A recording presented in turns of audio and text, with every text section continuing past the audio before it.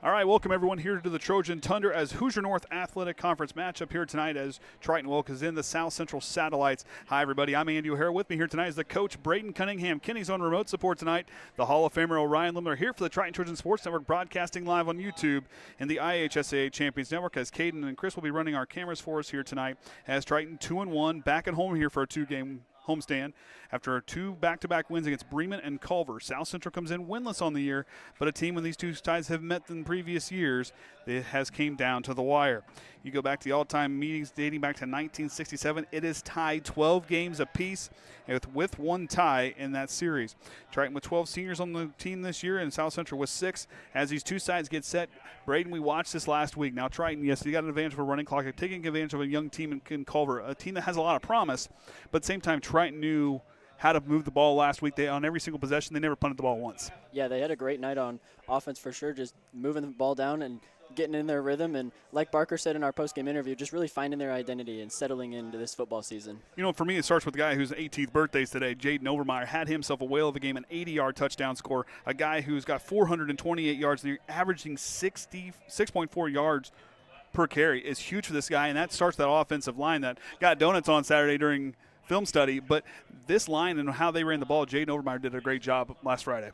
Absolutely. I mean, Jaden had a great game, broke the game scoring rushing record, And, I mean, yeah, you got to attribute that to the line. I mean, getting on their horse, flying to the next level, and getting a block and moving it to the next level, they deserve those donuts. And his visit's where it needs to be. A guy's averaging 142 yards per game.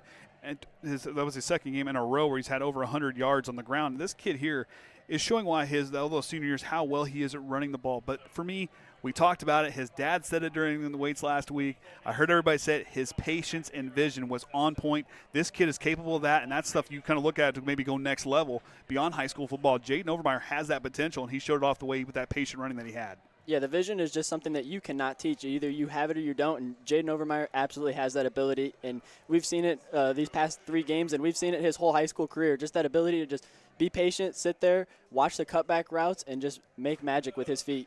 And another one, it's going to go under shadow because the numbers won't be there kind of where he wants them to be. But Gage Riffle did a great job. He's really done a nice job commanding this offense in the quarterback position. He's a guy, when you listen to him talk in film study, and when he knows on the sideline what he's doing, how he wants to do stuff, he does a great job. And it shows often, but a big pass play from him and Ryder Gayhart that went 70 yards last week just kind of shows where his decision-making is really starting to really develop here coming into the 4th game of the year. And just like Barker I've talked with on the sidelines, he's talked about how Gage is just, his football knowledge has just really excelled throughout this whole summer, that he's been able to work with him and just teach him more about the game and understand it while he's in that quarterback position and making those decisions. And you know how much I love the stats as far as conversions and how things look when it comes down to it. Triton has gotten better each game. You look at that on third down, they were 4 of 11 at LaVille, 4 of 10 against Bremen, but last week 4 of 4 on third downs with 14 first downs, 10 in the second week, 4 in the first week. You see progression, not regression, and that's what you want to see with the team starting to find themselves in conference play and building here towards the middle of the season. We got to keep seeing that number just continue to stay consistent, and those third down drives, those third down possessions are really important to just keep your offense out there on the field and just keep driving away and tire their defense out. And you talk about tiring their defense and things like that out. You want to see regression on the defensive side of the ball, right? You want to see them climbing with their conversions. That's what they've done the opposite way. 13 first downs in LaVille, 11 versus Bremen, 7 versus Culver, and the same thing, 7 for 12 on third down in LaVille, 3 for 10 against Bremen, and 1 for 8 last week.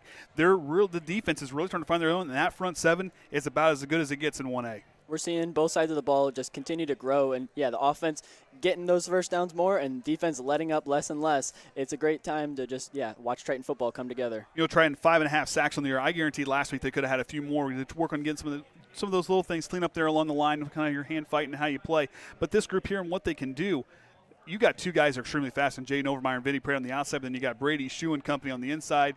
These guys here moving around, and my bad missing him last week. I apologize to him in film study on Saturday. Kyle Cummins coming out of nowhere, laying a massive hit on his first play back to play this year.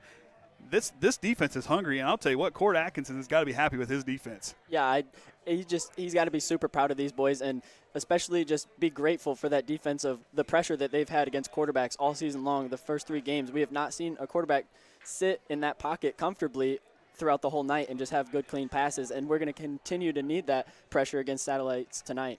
And Triton has only allowed 8 points in the last 2 games, 12 points on the season, what is what they're averaging. This South Central team's going to have to find a way to let Rylon Rondo open things up on their offensive side. Yeah, he's a little smaller frame, but this kid's a freak athlete. He can throw the ball. He can run the ball. He kind of leads everybody in almost every major offensive category minus receiving. This South Central team is going to be good. Yes, they may not have the numbers, but this team here is going to fight from start to finish. They're a lot younger, and we see they only have 6 seniors on the team, a lot of sophomores. But, yeah, do not let Rondo fool you. He's got a lot of skill behind that under those pads, and we may see it unleash here tonight. You know, they ran into a tough one last week against North Judson, a team that's ranked sitting currently at number 7 on the season. They're playing number 6, North Miami, tonight. So that's a big one there. We'll talk about it later on. But you look at how these two sides and how they work together. South Central just does a nice job. I mean, you go back, you played against South Central. They always have that quarterback that seems to be a stud in the game, and that's going to be Rondo this year. It's always what you're looking at. When you play South Central, your players – like when I'm coaching my boys, they're asking, what does South Central do? They like to spread it out and pass a bit, and they usually have a good quarterback with a good arm back there who can connect. So DB's got to make sure that nobody's getting behind you. Stay on those coverages tight. And they got a freshman I really like watching him on tape. And yes, he is not Jackson Arnestt's his name. So, of course, if Triton fans know Arnett's are a name around here, especially during basketball season, you see them kind of talked about.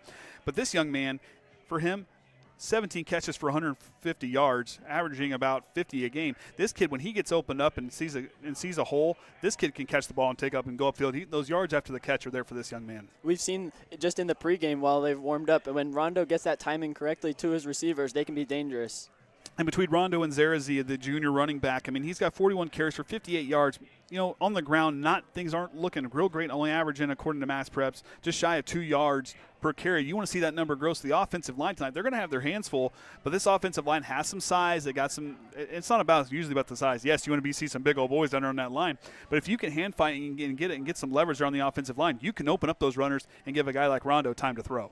Yeah, if you are just getting somewhere and on a horse in a hurry and just turn your man and create a hole for your running back to go, you're going to create plus yardage. And, of course, here in just a little bit, we're going to have homecoming here in just momentarily, but we're going to start here with our weather report for tonight from Triton senior Liam Watkins, as he says another beautiful day for football, but this week we will finally be back to nice summer temperatures. At the start of today's game, temperatures will be around 81 degrees with relatively no wind or cloud cover. As the game progresses, temperatures will slowly drop around 79 degrees by halftime. After the sun sets into the third and fourth quarters, temperatures will drop a few degrees to around 74 degrees with still little to no cloud cover. By the end of the game, it'll be 70 degrees, no wind, no clouds. Overall, a beautiful night for football.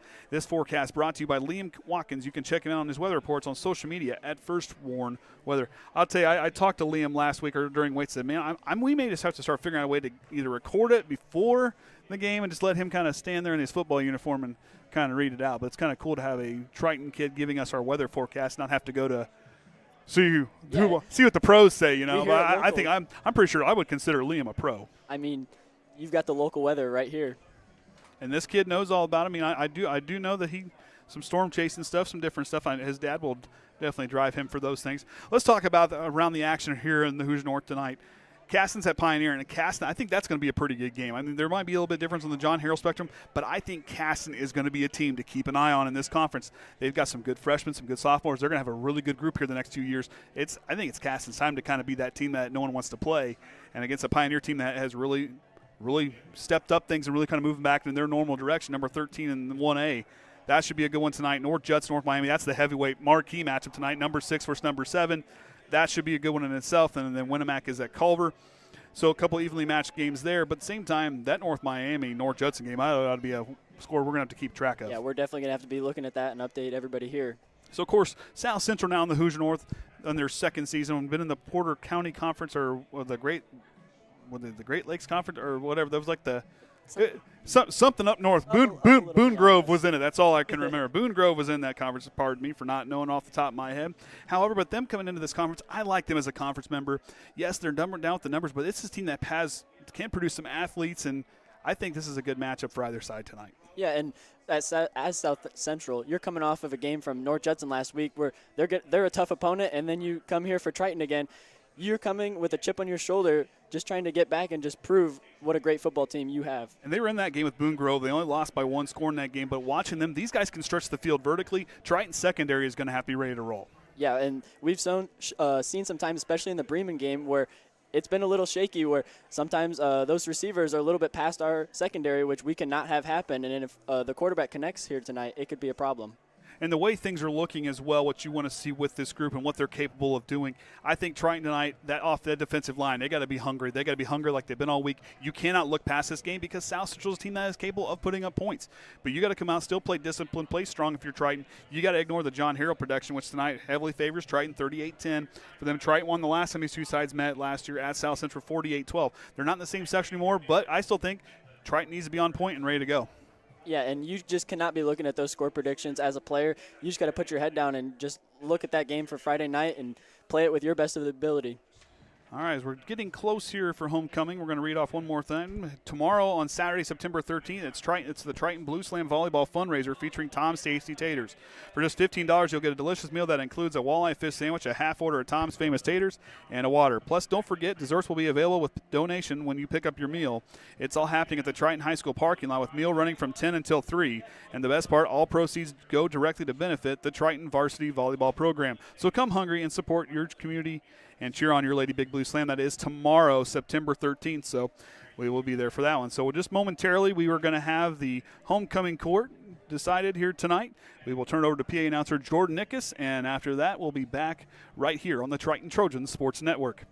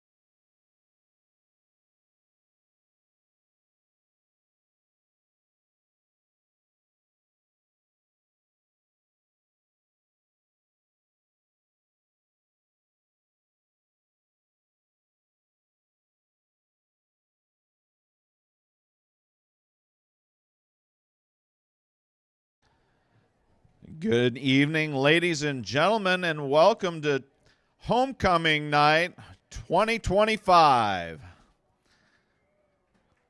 Freshmen, let's make some noise for the class of 2029. Representing the freshmen, give it up for Audrey Borsa alongside, and here he comes, Tyler Payton. Good hustle, Tyler. Sophomores, put your hands together for the class of 2028. Representing the sophomores is Tatum Hudson, joined by Braden Wood.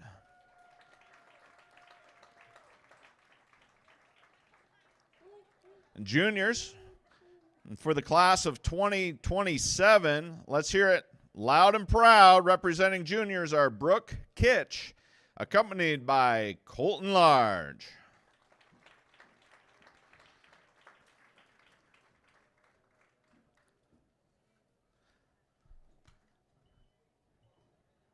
At this time now, we will crown this year's Prince and Princess.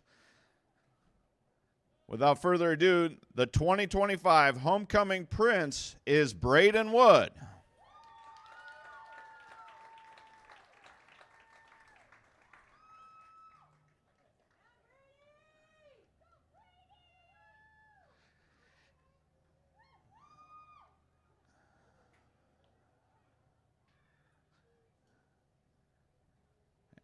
And now the 2025 Homecoming Princess is Tatum Hudson.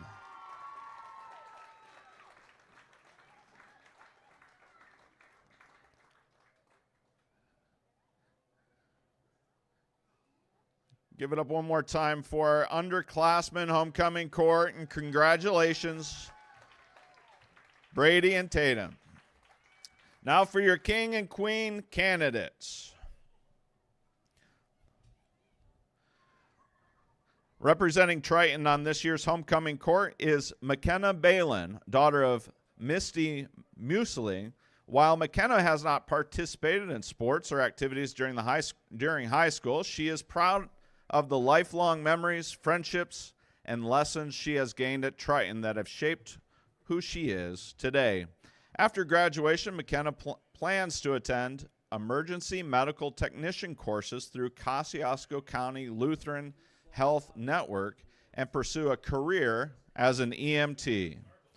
She is accompanied by Gavin Riffle, son of Jeremy. She is accompanied by Gavin Riffle, son of Jeremy and Bethany Riffle. During his time at Triton, Gavin has participated in football and golf. His accomplishments include being named to the honor roll, serving on the Football Leadership Council, and being a member of the National Honor Society. After graduation, Gavin plans to earn certification in TIG welding and one day own his own custom fabrication shop. Give it up for McKenna and Gavin.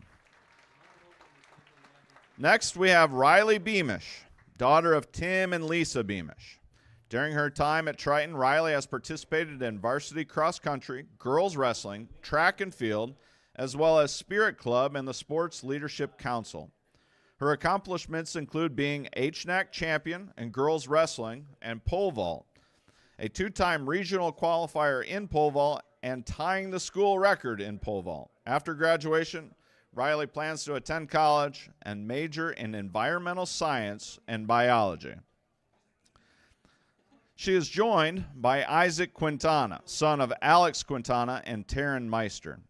During his time at Triton, Isaac has participated in football, basketball, and track, and is a member of the National Honor Society. His accomplishments include being named Academic All-Conference in all three sports. Give it up for Riley and Isaac.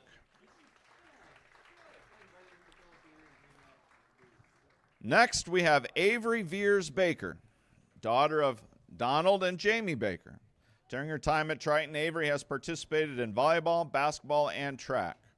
Her accomplishments include serving on the Leadership Council and Student Council, as well as participating in the Art Club, Spanish Club, Spirit Club, and National Honor Society. After graduation, Avery plans to attend college to pursue a career in nursing and continue participating in volleyball. She is joined by Vincent Prater, son of Allison and Callie Prater. During his time at Triton, Vinny has participated in football, wrestling, track and field, and baseball. His accomplishments include being a 4-year varsity starter in football, serving on the Leadership Council and Student Council, and participating in Art Club, Spanish Club, and Spirit Club, as well as earning the title of undefeated donut eating contest champion.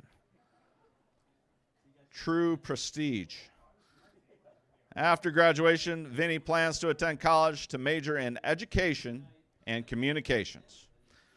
Finally, one more, give it up for Vinny and Avery. And finally, we have Sierra Hawley, daughter of Serena and Craig Hawley. During her time at Triton, Sierra has participated in volleyball, basketball, softball, and tennis. Her accomplishments include being named the 2024-25 Athlete of the Year, serving as the 25-26 President of FFA, earning the Top Service Project in the Kosciuszko Youth Leadership Academy, and being recognized as the 2024-25 Basketball MVP. She has also been honored as an HNAC All-Conference and Academic All-Conference athlete in volleyball, basketball, and tennis. Beyond athletics, Sierra is involved in Leadership Marshall County Emerge, Spirit Club, Student Council, Spanish Club, Art Club, 4-H, and National Honor Society. After graduation, Sierra plans to attend a 4-year college to study radiology and eventually specialize in MRI. She is accompanied by Braxton Kaufman, son of Cal and Diane Kaufman. During his time at Triton, Braxton has participated in baseball and basketball. His accomplishments include being part of a baseball sectional championship team. After graduation, Braxton plans to either play in baseball in college or enter the workforce. Give it up one more time for Sierra and Braxton. And seniors, we are so proud of you and your accomplishments. This is just the start of what you will do with your lives, and we're so proud of you. And now for the moment we've all been waiting for. The 2025 Homecoming King is Vincent Prater.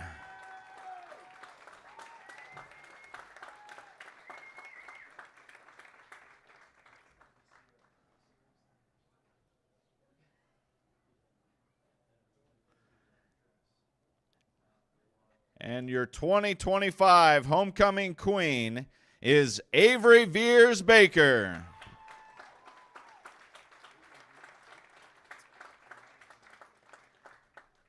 Congrats, Vinny and Avery. Let's give it up one more time for these individuals. For our underclassmen and our homecoming court, we're so proud of you. Congratulations.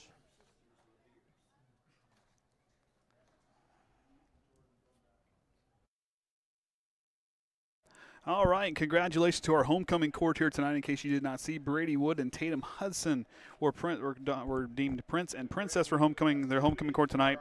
And Vinny Prater and Avery Veers Baker was nominated King and Queen for homecoming this year. I never was part of that homecoming court. I walked out there, but I never won. I did it for 4-H. Does that count? Was it homecoming 4-H? I walked out. I walked out there. Formal? Well, no, 4-H, like 4-H, like the fair, stuff like that. Oh, they did their own court? Well, yeah, they did. Well, it wasn't like that, but it was like 4-H Prince, 4-H King, 4-H Queen. Oh, That's I whole didn't thing, even know fair they queen. actually did that. Yeah, I did. Now, I wasn't nominated. I escorted one of them out of there. My job was to make her laugh. Candy. Arm candy, there we go. That's not something that's been said in a while. But going back, let's talk about some football here tonight. I got a really cool opportunity last Saturday to go and just get going and see one of the practices with this group and what they're and what those guys are kind of about and how Andy Barker and company runs a practice on a Saturday and what they do. I was truly impressed by these guys and how they interact. I saw everybody was really on point and participating during the weights. And these guys, we're talking about guys that are lifting weights. I'm talking like Brady Shue and Jaden Overmeyer with personal best school records, if you will, there on the wall. That's a big thing as a football player to see your name up there on that wall. It's been really cool to just see how much stronger Triton has been getting just as every individual in weights class, or if you're out here playing sports, the whole school has just been getting much stronger. And the addition of this new weight room that we've had is just a blessing. And Rachel Watkins, I mean, you want to learn how to lift and how to get in shape. That is the lady you want to go talk to. I mean, she knows her stuff, and obviously that's starting to feed down to these kids. I know Caden has her for weights class, and he really enjoys that class. But having that weight room, and how important is it, that weight room, not just during the school year, but outside of that, preparing for whatever sports these are, just keeping yourself in shape. And that's why we advocate for multi-sport athletes, because they just stay in that condition all year round. And then if you're not in that other sport, getting in that weight room in your off season, getting stronger, because you're not getting stronger during your season. You're just playing your sport. You got to put in that work in those other months to get stronger and make yourself better when your season comes around. And I'll tell you, and really getting to know this coaching staff and getting to kind of one-on-one. I wish I kind of would have done more of that with when Rodney was head coach, or with Ron. I really wish I could have been there with some of the Ron Brown meetings. Would have been great. But with what those guys do in these coaching staffs, these assistant coaches are a lot of fun to talk to. I mean, you go down with Coach Cord, Steve Watkins, Coach Cook, Brian Overmeyer. I mean, the list goes down. I mean, it goes on and on with those assistant coaches. Mondy's another one. I mean, just they are so much fun to talk to and learn from. Arvison and Haynes, these guys, football knowledge, but yet how they teach these kids is something truly special to see. Yeah, I'm grateful that we have such a big coaching staff that we do, and there's just so much knowledge pooled in together that you're just able to pass along to the players and share some memories, not only just the knowledge of the sport, but then just the good times and just creating good young men is what we're trying to do here above anything else. And I said earlier, I think if we were talking, I believe, off the air, if I could go back and I have this physical form that I currently have, I would have played offensive line, just because if the quarterback's bringing you donuts on Saturday morning walkthroughs and they're for the offensive line only, I want to be an offensive lineman. Yeah, that was always one time. You'd be jealous on those film Saturdays. Yeah, you see the quarterback bring in the donuts, and they're like, nope, these are only for the linemen. Keep me safe. Oh, absolutely. You've got to give those guys plenty of all that respect and making sure they got all that, they're well fed. I mean, and a couple of them, I told Vinny he can take 2 more. He's big enough, but he could take a couple more. Yeah, it's a battle of the trenches, like we always say, and they're going to war for you as a quarterback every single play. So, yeah, having that way to just reward them and thank them for all that they do, is even though they don't always get the spotlight of scoring the touchdowns and things like that. And watch them break down film and how these coaches seen how they relay that. I mean, you and I watch film, and I mean, I watch film, but I've never actually had a coach and listen to them like describe these little nuances, different little things that they do. I mean, I'm not going to go into detail, obviously, what they talk about, but at the same time, how they coach these guys and what they do. I mean, they kind of sit there. They're so encouraging with it. At the same time, they're going to let you know. And there was a player last week that fumbled that he kept asking, I know, did I fumble? And then they looked at me, everybody pointed at me and said, Andy, did he fumble? Yeah, he did. Yeah, he did. And, those Saturdays, it's a interesting environment because, yeah, you'll hear the things you did well once, and then you'll hear the things you did not so well quite a bit. And it makes you a better player, and those film sessions just really teaches you a different way to look at the game. And, like, when I took my junior high boys, we were watching film for the first time this week, it just really makes them understand what they're doing, being able to see themselves.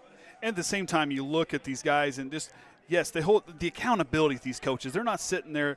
They're trying to teach you the game. They're not just so much trying to teach you how to play the game. They're teaching you how to be accountable as men, and these guys here are just doing an outstanding job with that. My favorite thing about watching film, though, is how the players interacted with the coaches. Like, hey, they had that. Those guys were in tune. There were guys that are kind of new in some different spots this year, asking questions, wanting to learn. You see the will to learn with this Triton football team. I know we talk about them a little more. I don't know South Central as well because I don't get to spend as much time with them like we do with Triton. But seeing players willing to learn and want to learn and grow in their spots, that is really huge. And, yeah, it just brings a smile to your face, especially as a coach myself, where, yeah, you just see your players kind of buy into that culture of what we try to establish here in athletics at Triton, and just really buy into that student athlete and just become a student of the game and really understand it on its deepest levels. And talk about tonight, another nice crowd. It's a great night for football. I mean, we've been kind of in jeans and long sleeves the last couple of weeks, and now we're back to shorts and short sleeves. I mean, I wore jeans last week. I mean, just for the precaution, I knew it was going to be chilly when we do an on-field interview. But same time, the weather like this, when you start off kind of colder, it didn't matter. Is it more likely you enjoy playing in the warmer weather or the colder weather? I think you always got to enjoy the warmth a little bit. Like, yeah, those cool, crisp nights are nice, but as it gets a little chillier, every hit starts to hurt a little bit more. You feel it a little longer. Well, I mean, Grant, I didn't get the opportunity to play football, but at the same time, I mean, I did farm work. I kind of preferred the cold weather just a little bit more because then again, we weren't throwing hay bales in 110-degree heat up in the mound. But at the same time, playing football is going to be the same thing. You said those hits, and that really kind of matters.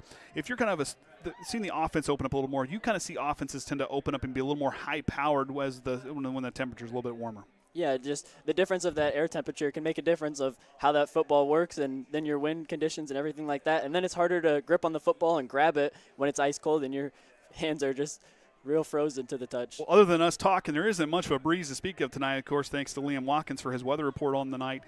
Tonight with this South Central team, and we want to talk about with this team does the nice job moving the ball. They can spread things out. They can throw. Those playmakers have got to get open and give Rondo a time to throw because, as we've seen, Triton can not that they do anything wrong, but if you see a window, that's something you're going to be able to move the ball because for them right now, running the football, winning at the line of scrimmage is going to be big, and Triton is extremely tough on that line of scrimmage. Yeah, they've done a great job of just bringing that pressure, like we continue to highlight with Vinny Prater and everybody else on that front line. It's a force to be reckoned with. But yeah, if South Central's going to throw a couple looks your way, and if you're not ready at Triton defense, just doing your job every time, you could get burnt. Now, not picking on Triton's secondary in any way, shape, or form. There's a lot of guys that can play out there. I'm looking at Cam Callahan and Caden Bradley. Caden, I told him we're going to have to get working on a nickname for that kid. I'm telling you, when that kid's out there, his signal strength is awesome because that kid knows where stuff's at. He made some great plays. There was a play at LaVille that I could have argued maybe not a penalty, where he had great coverage and stuff like that. You see this kid, he may not be as the tallest guy on the roster, but he's got the biggest fight of anybody on that team. He's got a lot of heart, and he's just been putting it out on the field since he came here and started his high school career of football. And I told Gage, I said, man, you got an Ed Reed reference last week. I said, I mean, you're just out there looking for somebody to hit. I mean, he keeps going. He might get my all-time favorite player of all time, and Steve Atwater kind of a reference. I mean, I'm just saying that's my guy. He's been fun, and just playing that safety position in my past, yeah, it's just cool to see when you're a downhill safety just ready to lay a hit. And I'm using Gage as an example to my junior hires in practice. I'm like, you guys got to come down and help that run game, just like Gage is doing on those Friday nights. And a little bit different look here tonight, especially on the uniforms. They're going to wear kind of an alternate uniform, an all gray with yellow numerals. I mean, it's a little bit different. I kind of like the idea of having an alternate. I'm not used to seeing an alternate in high school football. Usually you have home, away. That's it. You wear the same pants for both, but you don't always see an alternate uniform. That kind of thing's going to be kind of fun to see for this group tonight. Yeah, it's just something to just mix it up, keep it a little fresh, and, yeah, just see something different out there. And it's fun for the guys. Then when you're putting it on, you get all your different accessories when you put it together. You know, Buzz Schoff in his 9th season as head coach over there at South Central, we've seen his teams just be – I mean, that was my first football game was at South Central I called for Triton, and that was a game where, you know, they had a big old quarterback that could play. I believe Kyle Schmack, I believe was his name. That dude could play. I mean, he got hit and did not want to come out of the game. That's how tough these guys are. He really does a nice job coaching his team. His kids come out and play. Yes, it may not show in the win-loss record, but this group of guys, their work ethic and how hard they play is something really cool to see with the South Central team. Yeah, I mean, you can't always just look at like those records like we talk about where you don't know what those games may have looked at when they played out. And I know there's been some games throughout the years where it's been close with like neck and neck down to the whistle, and the stat sheets and box scores don't always reflect what a football game looks like. Exactly. You look at that scoreboard, it doesn't always in the stat sheet doesn't show how close it was or how well a team played, if they improved, if they didn't improve, things like that. But at the same time, you kind of see what this group is capable of doing, and what they're able to do out there on the field week to week is just the battle, the will not to go away. I mean, you see teams quit halfway through. South Central is a team that does not quit. I've always been real impressed to see them and what they're capable of doing and how they do things. On the flip side, Coach Cook said something on Saturday that, yeah, you know, we won the game. Okay, guess what? It's over with. It's on the next game. And that's where South Central has to look tonight. I think a group that can move the football. Triton needs to be on point on defense because they can move the football.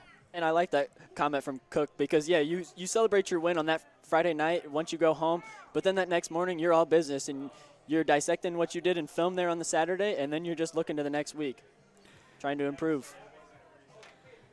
Just trying to look at a couple other different things. You know, and Coach Barker now, and this will be his 4th game of the year, 2-1. His team's getting better each week, and I think for him, with where he kind of came from, what he's capable of doing, I really like how he approaches and what he teaches these guys. And I'll tell you what, that coaching staff is a lot of fun to talk one-on-one with. Yeah, they've all got some great stories, and it's always a great time chilling in the coach's office down in the locker room.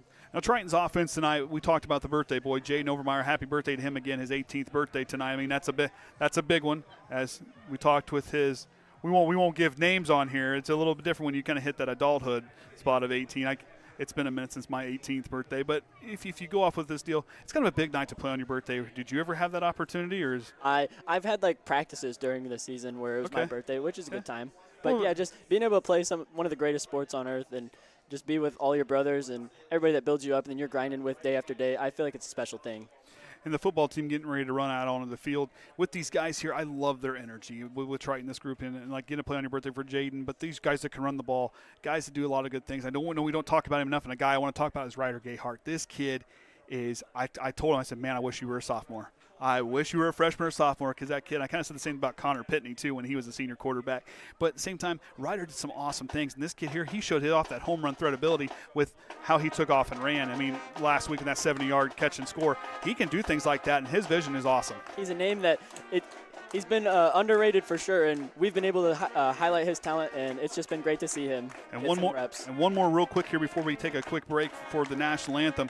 Tyler Payton last week with a 69-yard takeoff and score. I mean, he was on a roll on that first carry with that kid and how he moves.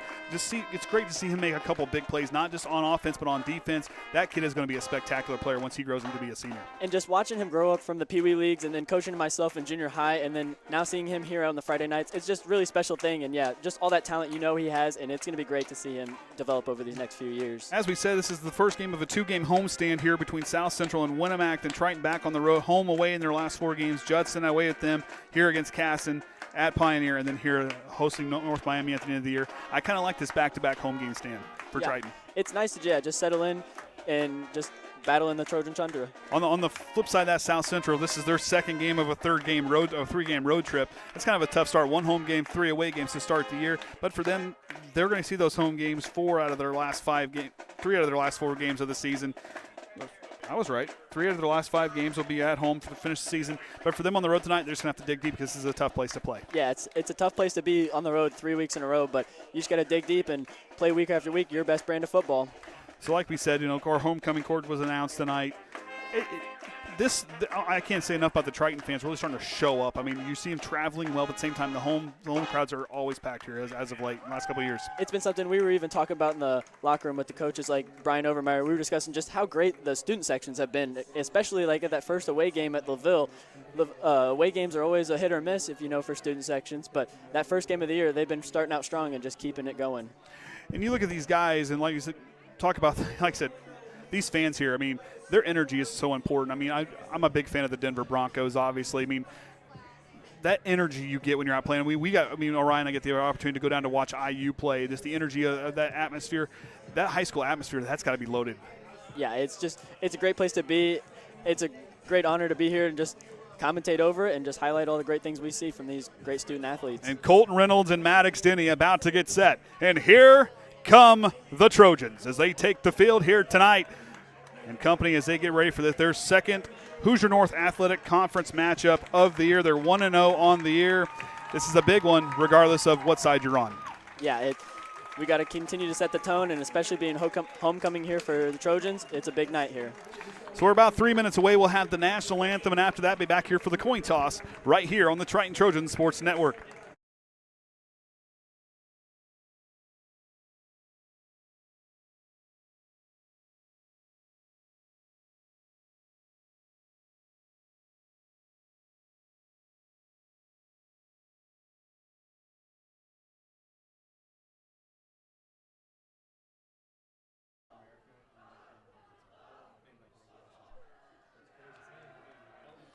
Good evening, ladies and gentlemen, and welcome to Triton Junior Senior High School for tonight's game featuring your Triton Trojans.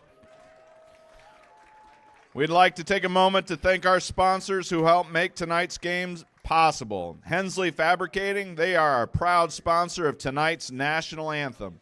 Lemler Oil sponsors all Triton first downs. CT Polymers, they sponsor every Trojan touchdown.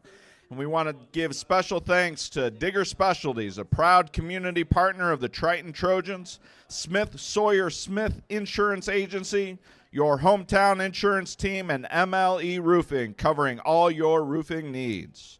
We're grateful for their support of our student athletes and our community. Please support these great local businesses.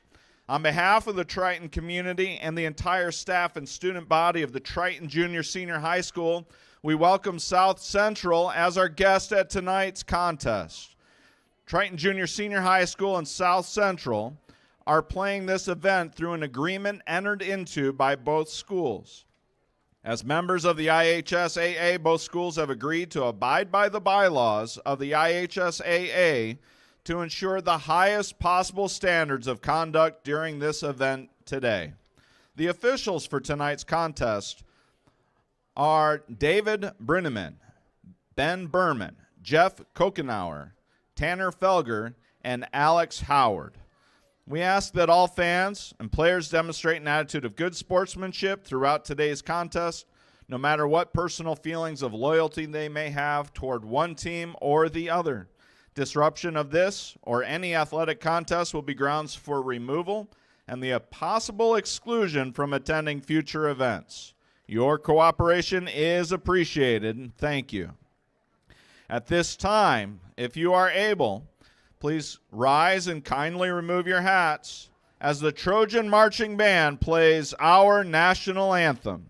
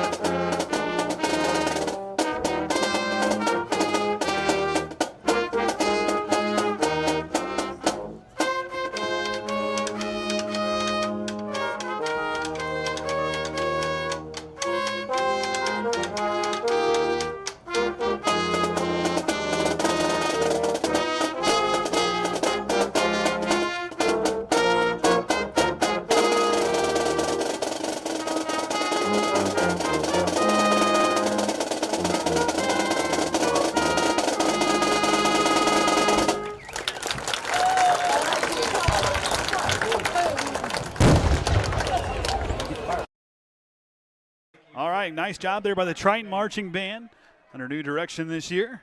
Nice job. I mean, from a couple weeks ago, that was a big improvement by them. I thought they did a great job here tonight. Absolutely. Each week they just continue to get better, just like we're trying to do here on the football field. So congrats to them. Nice job by them here tonight. Keep working hard down there. I always like seeing a good marching band, especially for a high school contest.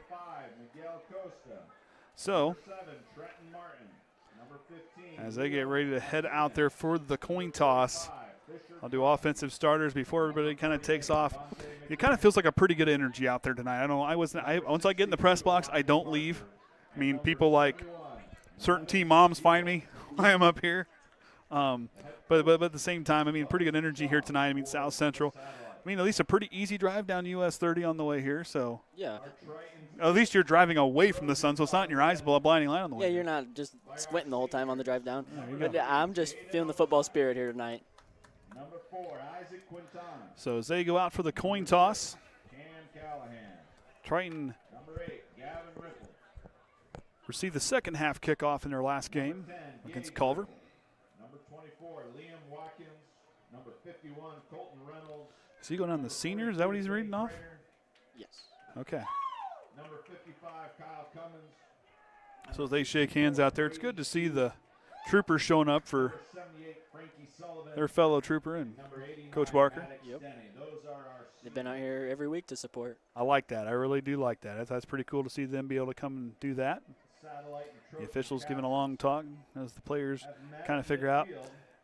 I've never been inside a coin toss before. Danny has been, my first year broadcasting. She got to shake the hand of Jack Kaiser, who's now playing for the Jacksonville Jaguars while she was out there. But then again, she also got to be out there with Billy Smith, Bo Snyder and company. So Ty Orson, I believe, was also out there. And Eric Berry was also. The Kraken was out there, I do believe, as well. Wow. So crazy group. So they will get things underway here. Nice night. No wind, a great night for football. Beautiful temperature. Beautiful temperatures tonight. Now the Trojans, Colt Reynolds, the torpedo, leading the team in tackles as he takes his group to the sideline. So the Trojans will receive the opening kickoff. The starters out there for offense tonight. Gage Riffle will be at quarterback with Overmeyer out there at the running back position. You'll see Ryder Gayhart kind of out there as well with Quintana at the H-back position. Maddox Denny will be out there at tight end with Cam Callahan, and Caden Bradley will also be rotating in and out there at wide receiver. The line was consisting of Greg Bradley and Charlie Worshman, the two bookend spots, with Vinny Prater, Colt Reynolds as the two guards, and Preston Brookins will be the man at center. The defensive starters here for tonight for the Satellites: Cooper Nealon will be at defensive tackle with Clancy and Anthony along the line with them, with Clifford, Zarazee, Trosky, and Sonder out there at linebacker, with Jackson Arnestt, Rylon Rondo out there at safety, and Trent Martin and Dylan Shively will be the two corners out there for the Satellites to start on defense. Well, I'll tell you what, I watched pro football last week just for a little bit. I don't know. This football stuff being all over the place. I'm beginning to like this. Yeah, I've just felt like I've been eat, sleep, and breathe football. You coach, you broadcast it, you watch it for fun. Fantasy football. I'm just saying. Film dissecting, Dude, fantasy leagues. I enjoy our our Wednesday night film session when we have them. Yeah. So. Hey, we live some hectic lives. This week was a hectic week. As Miguel Casa gets ready to send it away with Vinny Prater back there, number 54. Gavin Riffle on the other side is Ryder Gayhart back deep to return. Costas has a leg on him. He's a guy that's capable of sending it down the field. And Triton's offense, we're underway. Ball's on kick, pushing over towards Ryder Gayhart, who takes it inside the 10-yard line. He'll take off and go. Gayhart, he's got a seam. Gayhart to the second level, and up past the 40-yard line is where they will set up shop. Brought down there by number 45, Fischer Trosky. But yeah, it looked like he just had a lot of green grass up that seam. Triton doing a good job of just turning their defenders, creating a nice hole up the middle. We'll see if this thing still works tonight. Trojans are set to begin. Uh-oh. I didn't do There we go. replay. There we go. Oh, that's good. I had to refresh it. It was still frozen. We got a new thing that Braden's going to play with for everybody to get all excited about. We'll see if I can figure it out. All right, so the Triton offense now with Riffle, who will work up near the line. Actually, they're going to change it. Overmeyer's going to be back at quarterback here to start. Overmeyer's got it. He's going to try to weave his way up forward. 274 yards for the birthday boy last week, and he will get a 1 yard gain there on the play. South Central just doing a good job of closing up that gap in a hurry. Got some big up front on the front line right there. It's a lot of size to try to move for the Trojan offense. So trying with a 2 yard gain there on the play. There's a couple big boys out there along that line for South Central doing a nice job taking up those running lanes to really give the linebackers a chance in that second level to come up and make a tackle. Overmeyer back at quarterback again. He's going to keep it, trying to slithering his way through. Overmeyer, good vision, patience with the running on the way up for a nice run there on second down, third down and manageable coming up. It took a couple satellites there to bring him down. Just keep those feet driving and trucking along. Good job there by Gage to get a crucial block and sustain on that. Gain of, go ahead, sorry. Oh, you're good. And just Jaden to continue to use that cutback lane. Picks up a good gain right there. So third down and a strong one down there as Callahan and Ryder Gayhart break out right. Riffle back out there, a quarterback. Overmeyer on his right hip. Riffle takes the snap, and he goes right back to Overmeyer. Feed the birthday boys. He will have a Triton first down from Limler Oil there on that one. See right here, yeah, he just gets through that pile, and number one just has a grab on the back of that jersey to bring him down. Good quick run. Did you use it? Not quite. It was a quick one. Yeah. Okay, it was a quick one. We need a longer play. Okay. We're so excited to use that. Yeah. Got toys. 6, about a 6 yard gain there on the play. So first down for Riffle, who's out of the shotgun, goes right back to Overmeyer. The running game working well. He'll have a very good carry. Move the pile, Jaden Overmeyer. Positive yardage there on that carry. They're seeing quick that he's going to be somebody that you got to attack low, and just you're not going to bring him down high because he's strong. He's been in that weight room all these years. It's a lot of strength, and these satellites got to come together and attack him low. Gain of 6 on the play. Bring up second down and 4. Good extra effort there by the O-line to just continue to push that pile. Now Riffle gets set. 2 wide receivers stacked to the near side for him. Going to go back to Overmeyer. Has a nice seam open up there on the right side, but not enough. Maybe about a yard on the carry. Trosky with the tackle. Overmeyer with the carry. South Central, yeah, just answering right there. Trying to get it a little bit more to the outside, and they flow to the football well. And Trosky in there on the tackle now with over, I believe he's got 19, almost 20 tackles on the year for him. One of the leading tacklers for the satellite defense. Trosky's a guy, when he gets downhill, he gets in there, and boy, he can make some pretty nice tackles back there from that linebacker position. Yeah, they've done a good job of flowing to the football here so far. So third down and 3 for the Trojan offense. Riffle back to work. Going to keep it himself. He's got room over there on the naked boot. He cuts upfield. Riffle has the sideline. 10-5 touchdown Triton.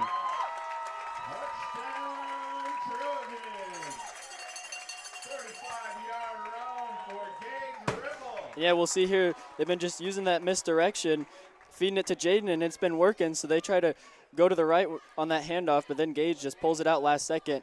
Has a bunch of green grass. Good job by Cam and Callahan to just get that block there on the edge. So Cam Callahan out to kick now. Cam Callahan set for the extra point.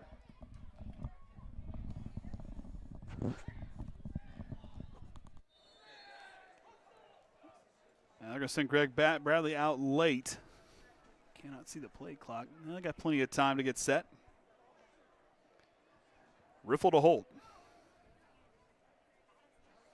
Callahan's kick up tall enough, and it's good. And Callahan 6 for 6 on his last PATs. Triton there with a 6-play drive lasting about 3 minutes there on the clock. 3 minutes and 4 seconds out there on the clock. Moving the ball well. You're seeing him convert those third downs. That's what you want to see by this group. Yeah, you can't really ask for much more to come out. If you're getting the ball first, you got to come out and just answer, set that tone right off the bat. And they did just that, moving the football. And see, we get a replay of that right here. We'll gauge again on that play from the top view. You see him run down. Sorry, I didn't get a chance to draw in time. Had to refresh. But, yeah, just another great look at that play right there. Gage using his vision, just pull that out. He sees that green grass there to the right. So Callahan set to kick as the returners going back will be, I believe, Shively. And I think it's Rondo. Rondo will be the single guy back. Kind of scatter him out just a little bit. But Rondo, a guy who on the year in the kick return stats, he's had 3 returns for 28 yards. His longest was 11. This kid can get out and scoot if his guys up in front can give him some time to run. We'll see how well the Trojans can fly down there.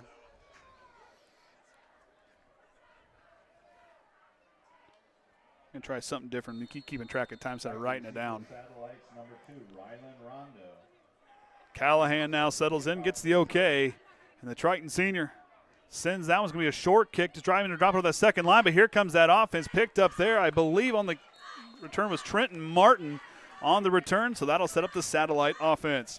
As their starters come out, Rylon Rondo will be out there at quarterback with Zarazee and Trosky in the backfield. Trenton Martin, Shively, and Arnett, the 3 wideouts with Peer at left tackle, Clancy at the right tackle, Parker and Nealon at the 2 guards, and Saunders out there at center. And they will start from their own 33-yard line is where they will get things set. 33, 1st and 10 for the Satellites. So they check things out and get set. And 2 wide receivers stacked to the left for Rondo. He takes the snap out of the shotgun. He's going to hand it off to Zarazee, and the Triton front line right in there quickly to bring him down. Good job of just meeting him there in a hurry. D-line not getting too deep in the backfield. Stay that heel depth like we always try to preach. Is Zarazee? Did I say that wrong? No gain on the play, 2nd and 10 Satellites. So no gain on the play by Zarazee. Well, we'll trust Jordan. So 2nd down now for Rondo, who's rolling right, has time. Here comes Vinny Prayer, slings it short and just bobbled, and that'll stop the clock there on the incomplete pass intended there for Trosky. And we see a lot of this all year. We just get this high level and then just this medium, and then you have that short level. And so they just try to pass to those different levels. It's hard to defend sometimes. Did it show up? Did it show up? Because it didn't show up on my screen. I didn't put the layer on. Sorry. Okay, no, you're Be good. ready for the next one. Ready for the next one. We got something new. That was just my practice. We got something. There you go. So now you know. So you got to be a little bit quicker. Yep. Oh, I'm so excited for this. It's a feature that I don't think we want me touching because after what I did earlier, I'm pretty sure Ryan doesn't want me touching it. So 3rd down now for the Satellites as Rondo goes back to throw, swings across the middle, and he's going to get hit hard, but the pass is complete to, I believe that was Trenton Martin. Good job by him to secure that. Gage, good job of just reading the quarterback's eyes and breaking on that. As soon as you see that quarterback set up in his throwing position, he's coming down with it, and you got to break on that football, go make a hit, and he did just that to stop him there on 3rd down. So the Satellites will end up punting here. Shively set the punt. Overmeyer. That's something we used to hear a lot. Oh, and I got something on that here in just a minute. Give me a minute here. That kick, a nice one there by Dylan Shively as Overmeyer takes it inside the 30. He'll take off and go, trying to use that vision up past the 40, or past the 50. They will start in plus territory here on this next drive. That was a good kick there. Had a lot of hang time. Jaden, good job to just sprint over and field that. Wasn't an easy one to get to. He had to move quite a ways to go field it. Catches it in stride. Picks up a good gain. So 1st and 10 for now for the Trojans here.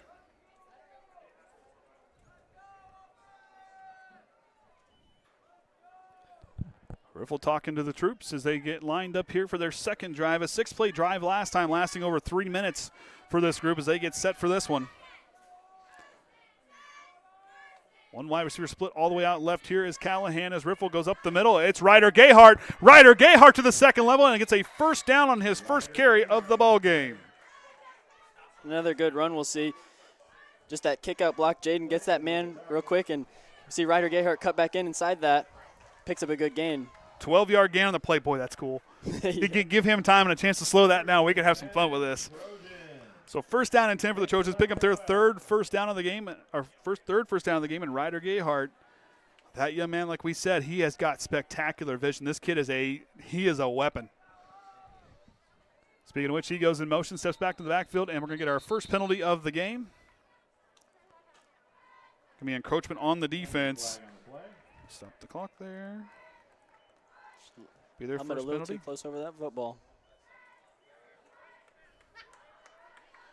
So that'll be 5 yards gain on the play. So it'll be 1st down and 5 now on encroachment there. It's always something you're worried about there on that front line, just making sure your helmet, you don't know how big you are sometimes, just stick out a little above that football. Well, hey, you know, it doesn't matter what level you are. That's still a tough thing to do. Yeah. We see it at all levels.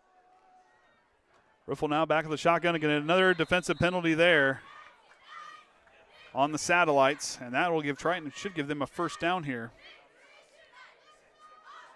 Yeah, we see that hard count working well for them. If you're a satellite there, you just got to make sure, watch that ball. As soon as you see that ball movement, then you fire out and you go make your play. The Triton chain gang moving the chains here for tonight. Drew Westaver, Brian Feldman, Joe White, and Tom Worsham moving the chains out there for the home game here tonight. Good to talk to Tommy the other day. I like talking to him. It's always good to see him. Always good. So now trying with the first down. Back-to-back penalties on the satellites gives the Trojans a fresh set of downs as Riffle's going to try the quarterback keeper, trying to find the outside, and a good play there. I do believe that was Dylan Shively out there to stop the gain and keep it short. Makes you wonder, because you see Jaden on that look back, but he just gets there and just gets a block as Riffle follows behind. But you see a little bit of confusion there on that play, unsure if that was actually designed to be the quarterback. Dude, that's so cool. No, yeah, that is pretty fun, and I'll slowly get better with it as we go on throughout the night. Well, now we know what Braden's going to be studying on Saturday and Sunday on how to use the telestrator. Yep, draw a little better. Paint some pictures over the weekend. I was playing tic-tac-toe in the pregame, so back to football. Overmeyer trying to bounce it outside. A nice job by Trosky to shoot the jab, but Overmeyer, the birthday boy, breaking free. The Jets kick him on. He's got the corner. Stop and go, and he's in for a Triton touchdown from 26 yards away. And what looked like would be just a good loss here. And then you'll see this little stop. You say stop right there and then just keep on going. Lethal move right there to get him in the end zone. What looked like would be a loss for Triton in the backfield. Satellites stuff it up good. Jaden stays on his feet, bounces it back the right way. A 5-play drive going 48 yards, but like I said, Jaden's patience and his vision is such an underrated quality. I love seeing that he's really starting to unlock that this year. Yeah, he's just having a breakout game these past 2 weeks. Callahan out to kick, Riffle to hold, kicks down, holds good, kick is up in the air, and it's good. And Triton will take a 2-score lead after 2 drives. 11 plays is all they've had thus far in this ball game, and that's what you want to see with this offense. They have the capable of using that home run threat ability right now, but you're seeing that after they put a few plays together. Yeah, you got to start with the run game and establish that before you really try to just get fancy with it. You just got to establish that good downhill football. And they've done that. They have been efficient, like you said, only 11 plays, scoring twice so far. They're starting out great here for homecoming. Now if you're South Central, okay, on defense, got to clean those up. Now you're back on offense. You're going to have to find a way to make some plays out there. What are you going to do? I mean, now it's time. Okay, you saw some things moving. I mean, you kind of saw some things open up across the middle. If you're Rondo in that offensive line, give him some time to throw because Trosky might have had a first down in his hands at one point in time, but just got to have some confidence, forget the scoreboard, and go out and play football. Yeah, they've had some close calls. They've shown that they have the ability to spread it out, get those misdirection routes coming with those different levels. It's just, yeah, the tough drop pass right there kind of hurts you a little bit, but yeah, it's just how you bounce back and see what you've established right there and then just continue to build on it. Callahan pushed the last kick, tried to drop it short, as I believe that was Trent Martin that returned that last one for a few yards. But Rondo back deep to return. This kid he's a very good athlete back there to return the football. We'll see if Triton pushes it down that way and what they will do here. As Callahan gets the okay, he trots his way to the football, and he puts that right leg in and sends another short one, kind of pushing that sideline to make Martin. Martin's going to try to let it roll, and he's going to stop inside the 25-yard line. But the 23 is where their offense will head back out. That Triton defense here tonight led along the line with Maddox Denny, Kyle Cummins out there with Vinny Prater and Jaden Overmeyer in the 2 defensive end spots. The forward linebackers and Gavin Riffle, Colt Reynolds, Preston Brookins, and Ryder Gayhart out there with Caden Bradley, Isaac Quintana, and Gage Riffle and Cam Callahan all back deep as their defensive backs. And you kind of see those guys rotate. I try to make sure I talk about everybody.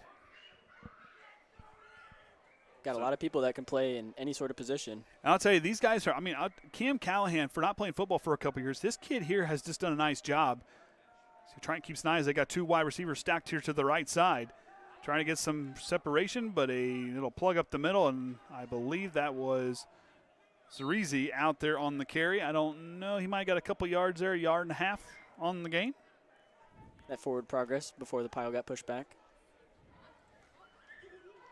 Just good effort to just continue to drive both sides, trying to continue to push that pile forward.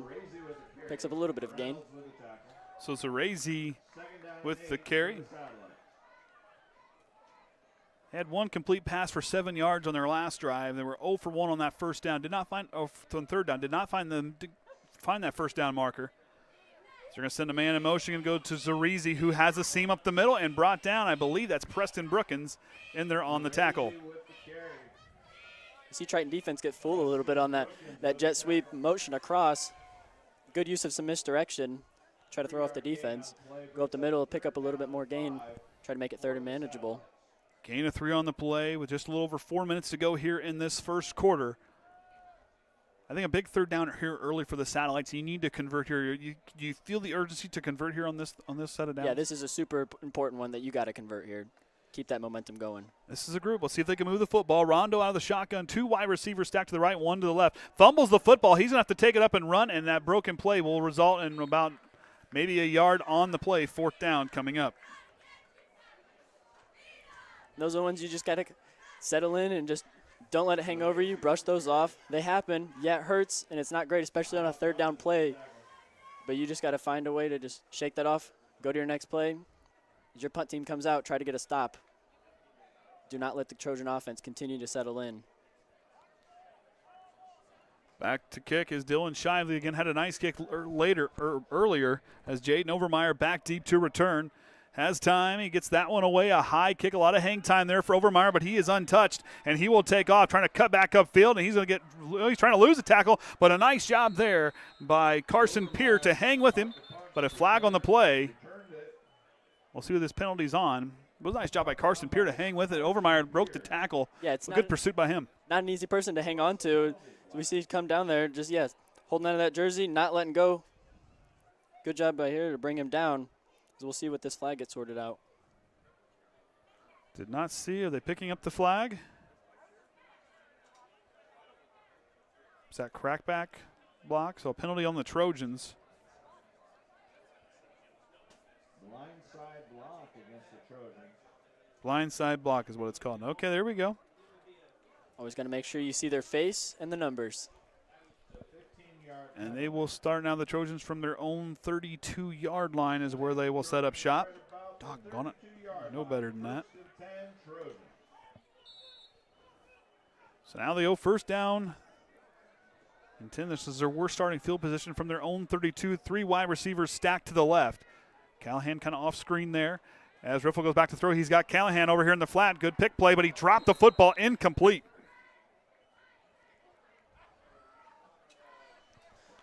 See a little bit right there, quite off the screen.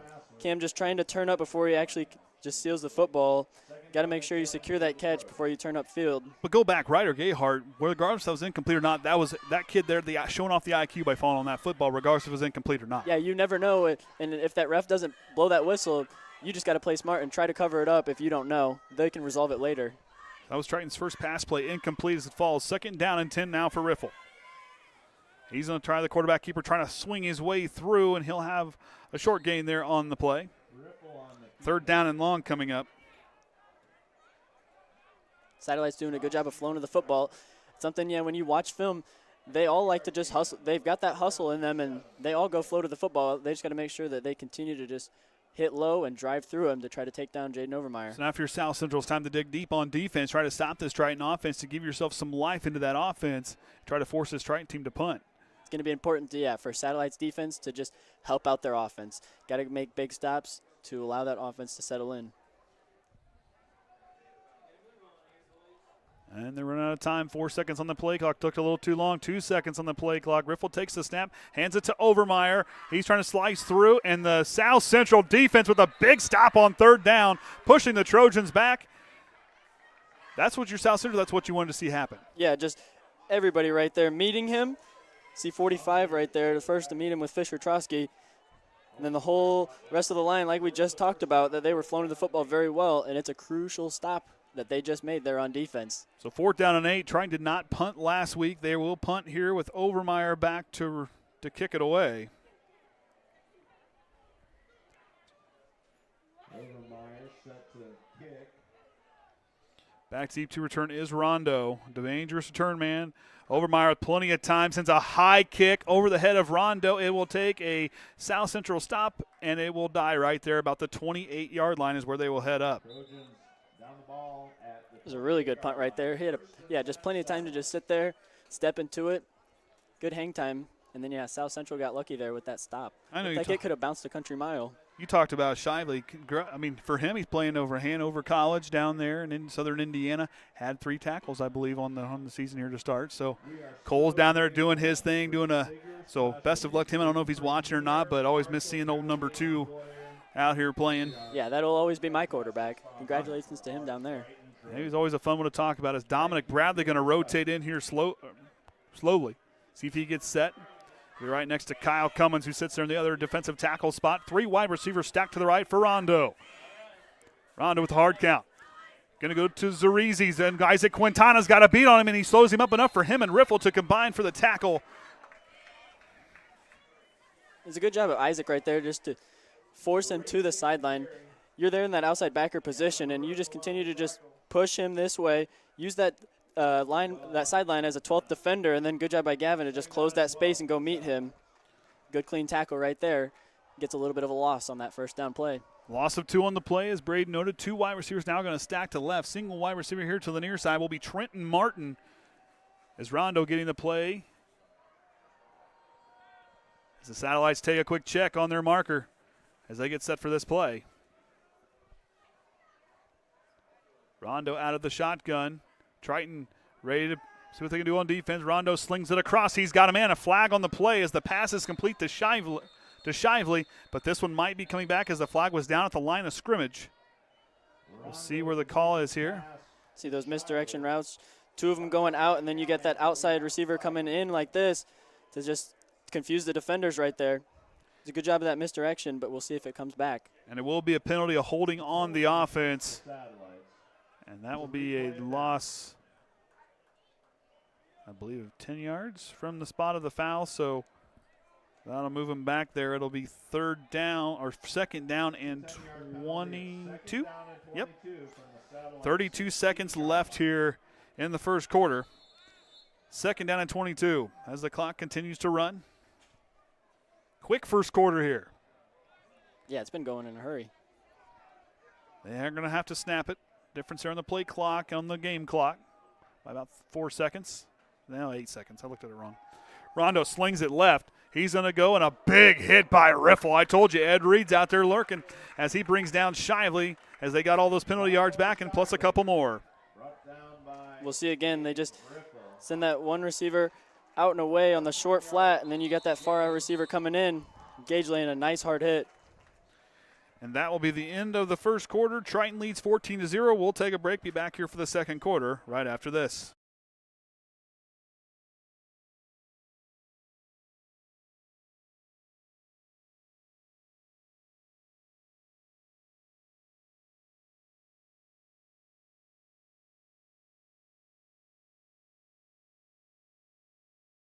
Becoming a licensed sports official is a great way to make a positive difference in the community and support the over 160,000 Indiana student athletes that participate across 22 IHSAA sports. Sports officiating allows you to stay connected to the game, become a role model for our young student athletes, earn extra money, and support the patrons and communities of our IHSAA member schools. To learn more about becoming a licensed IHSAA official, text OFFICIAL to 317-943-9030. The benefits of choosing a career in the union construction industry are truly limitless. Some of the things that I've worked on that I'm extremely proud of are some of the pipe racks that we just built for Eli Lilly. Yeah, there's a lot of different avenues to grow and to advance in your career. If you're a senior and college isn't for you, in the trades there's so many opportunities. You get to work with your hands, you get trained for free, and the options are unlimited. You can do so many different things with this career.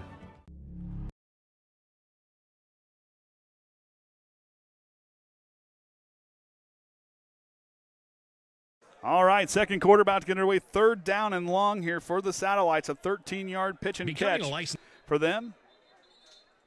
To Shively, and not sure what the whistle in the backfield is. I think they're just trying to, got a Equipment error. Wardrobe malfunction. I'm just kidding. Equipment check. This is not the Super Bowl.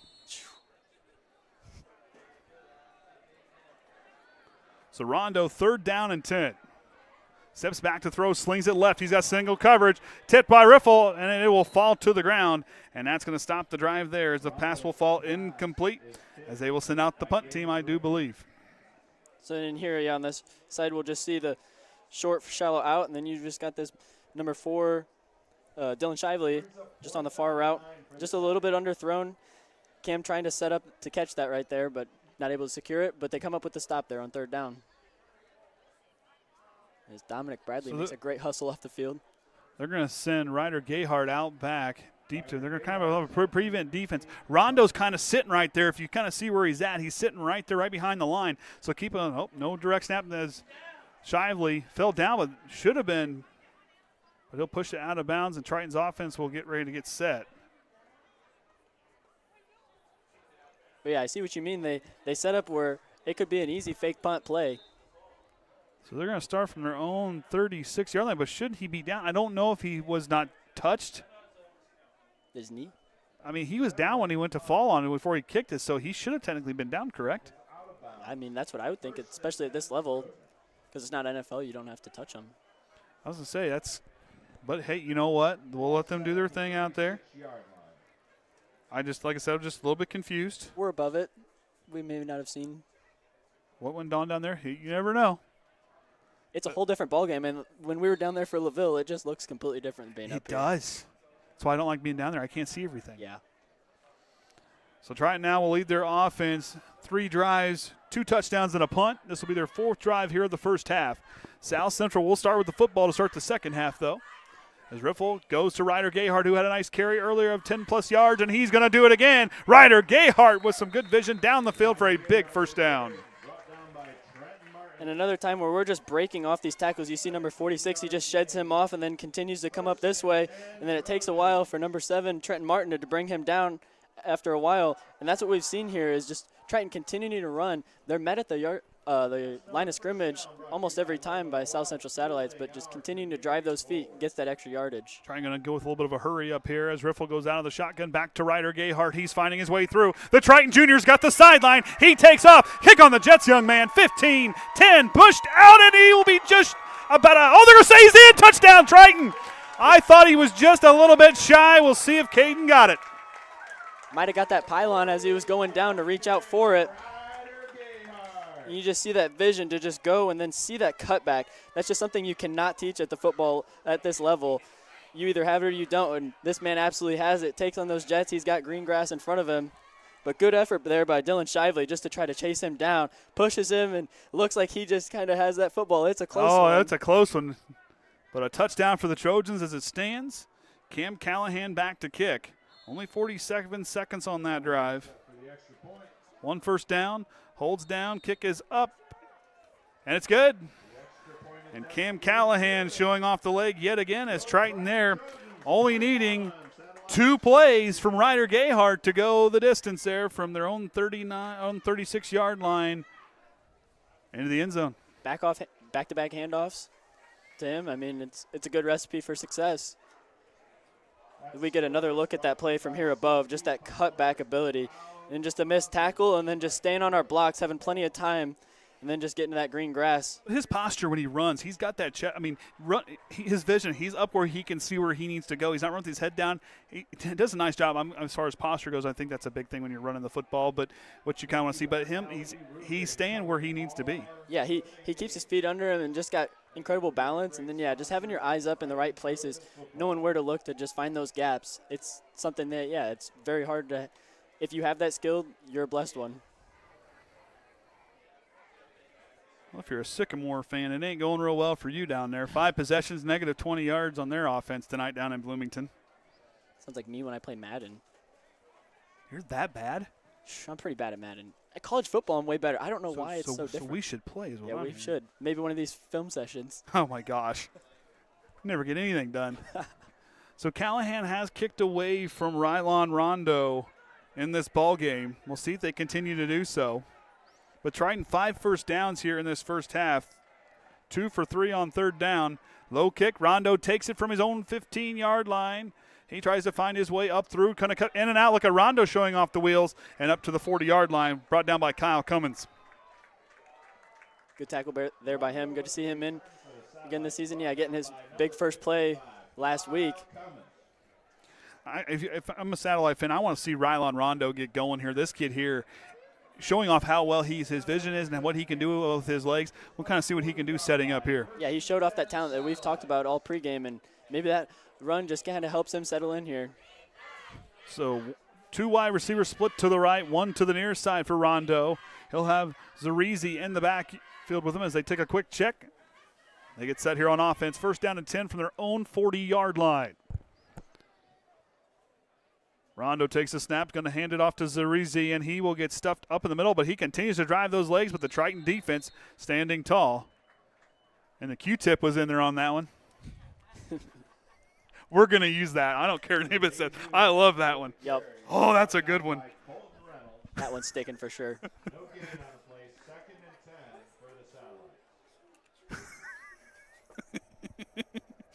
Oh, it's ideas like that I should not be told anything. We have some fun up here. Oh, my goodness.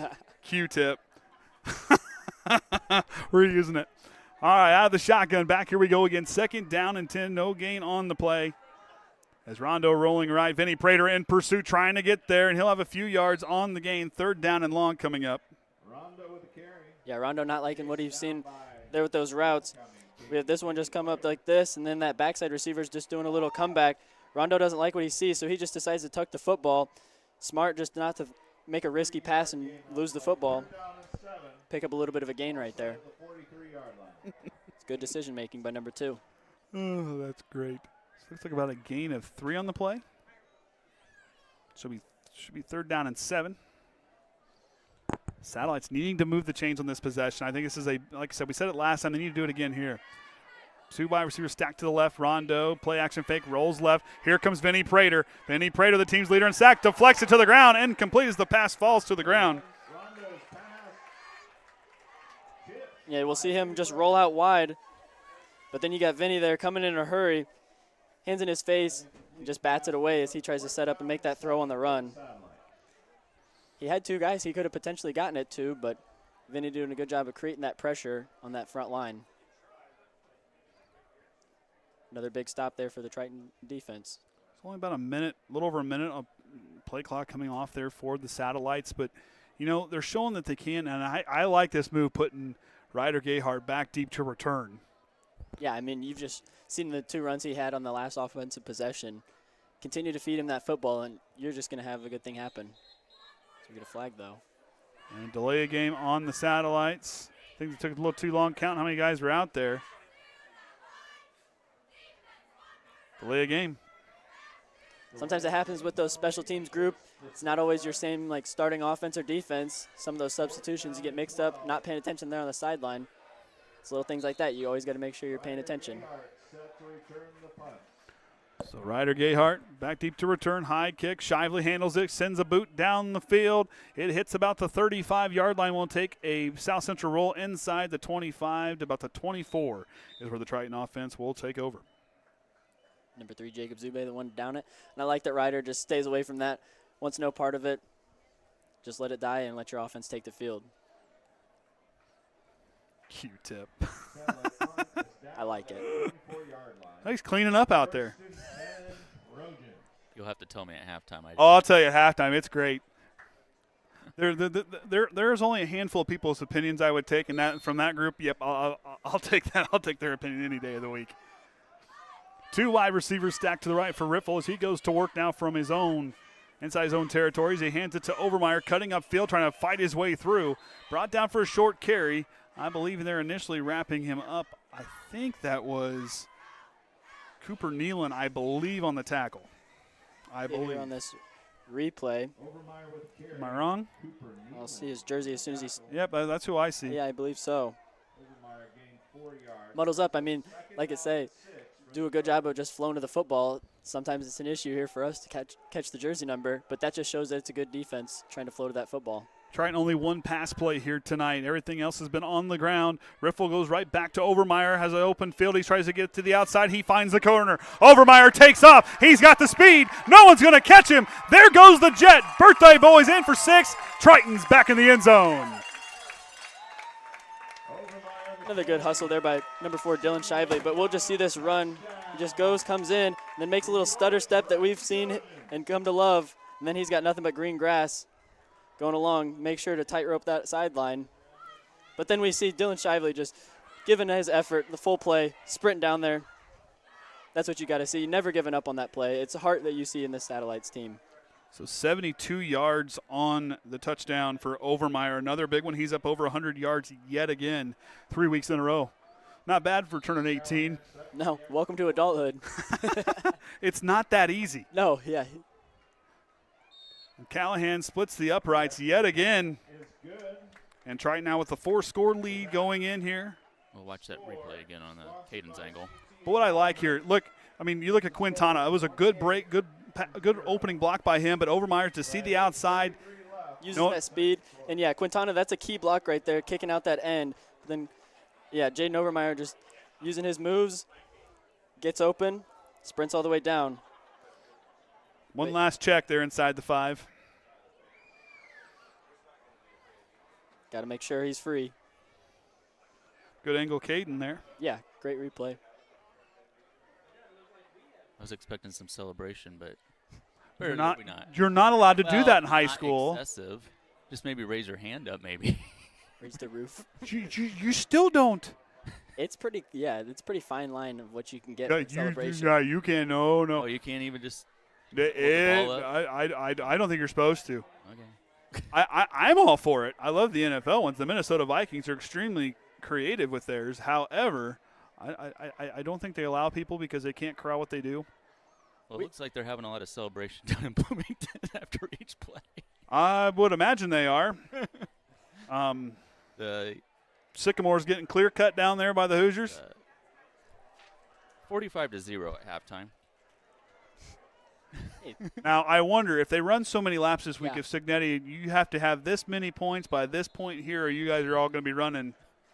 That's what we heard last year. Against Western Illinois. It was against Western Illinois.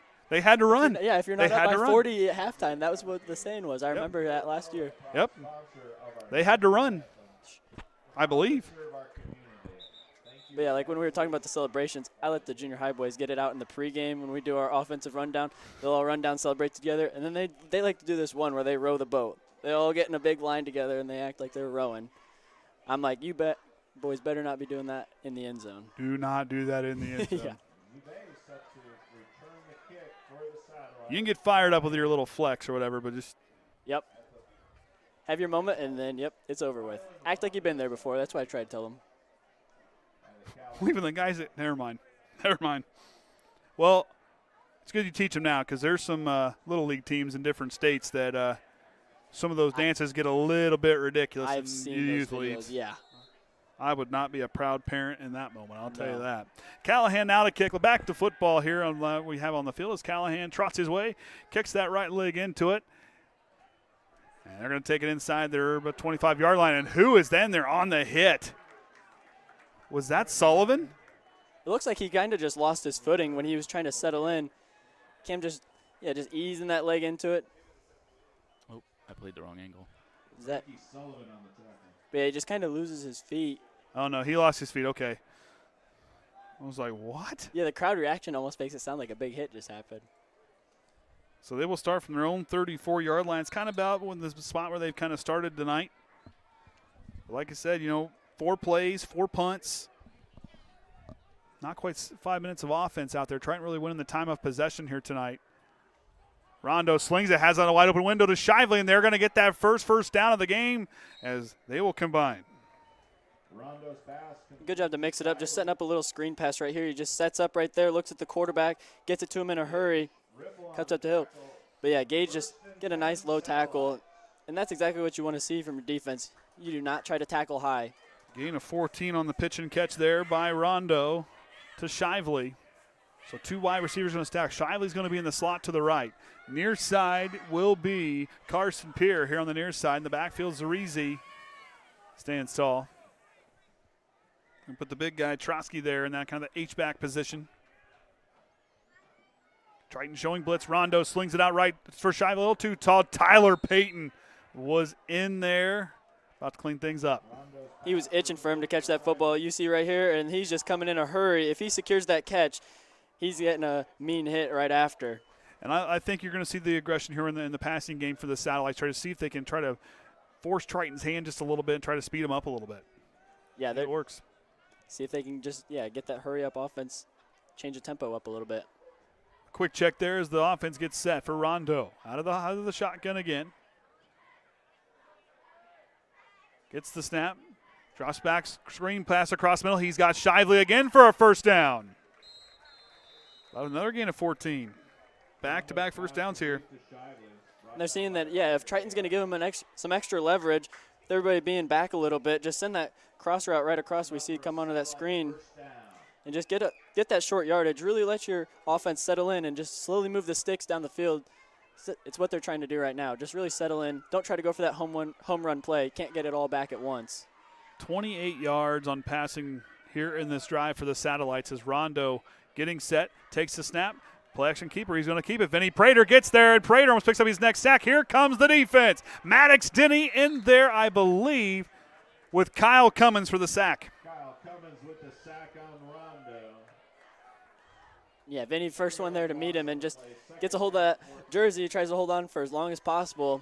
Let the rest of the Trojans settle in, flow to that football, take him down. Kyle Cummins and Mad Dog Maddox Denny in there on the sack. They combined for that one. A loss of 4 on the sack. 2nd down and 14. And that's one thing now. You're going to go pass the ball. You're going to pass the ball. Be ready for that Triton front line because they're coming. Yeah, that pressure's coming if you're trying to pass. Rondo rolling right, looking for something low. He finds Trosky. He does not get it. And a riffle there to make sure that he does not complete that pass. I'll tell you, if he was wearing number 20, it makes sense.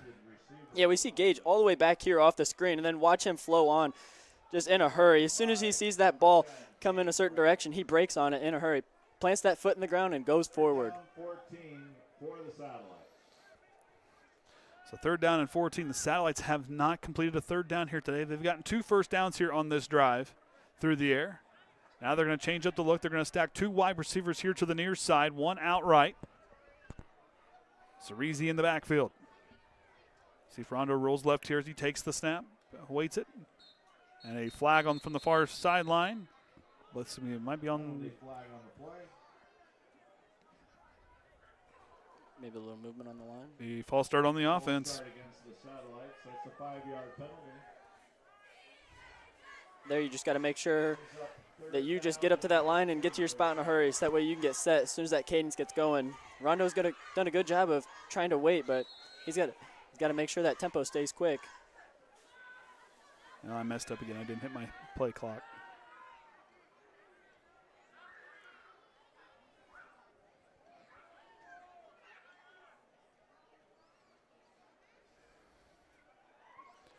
Trosky goes in motion.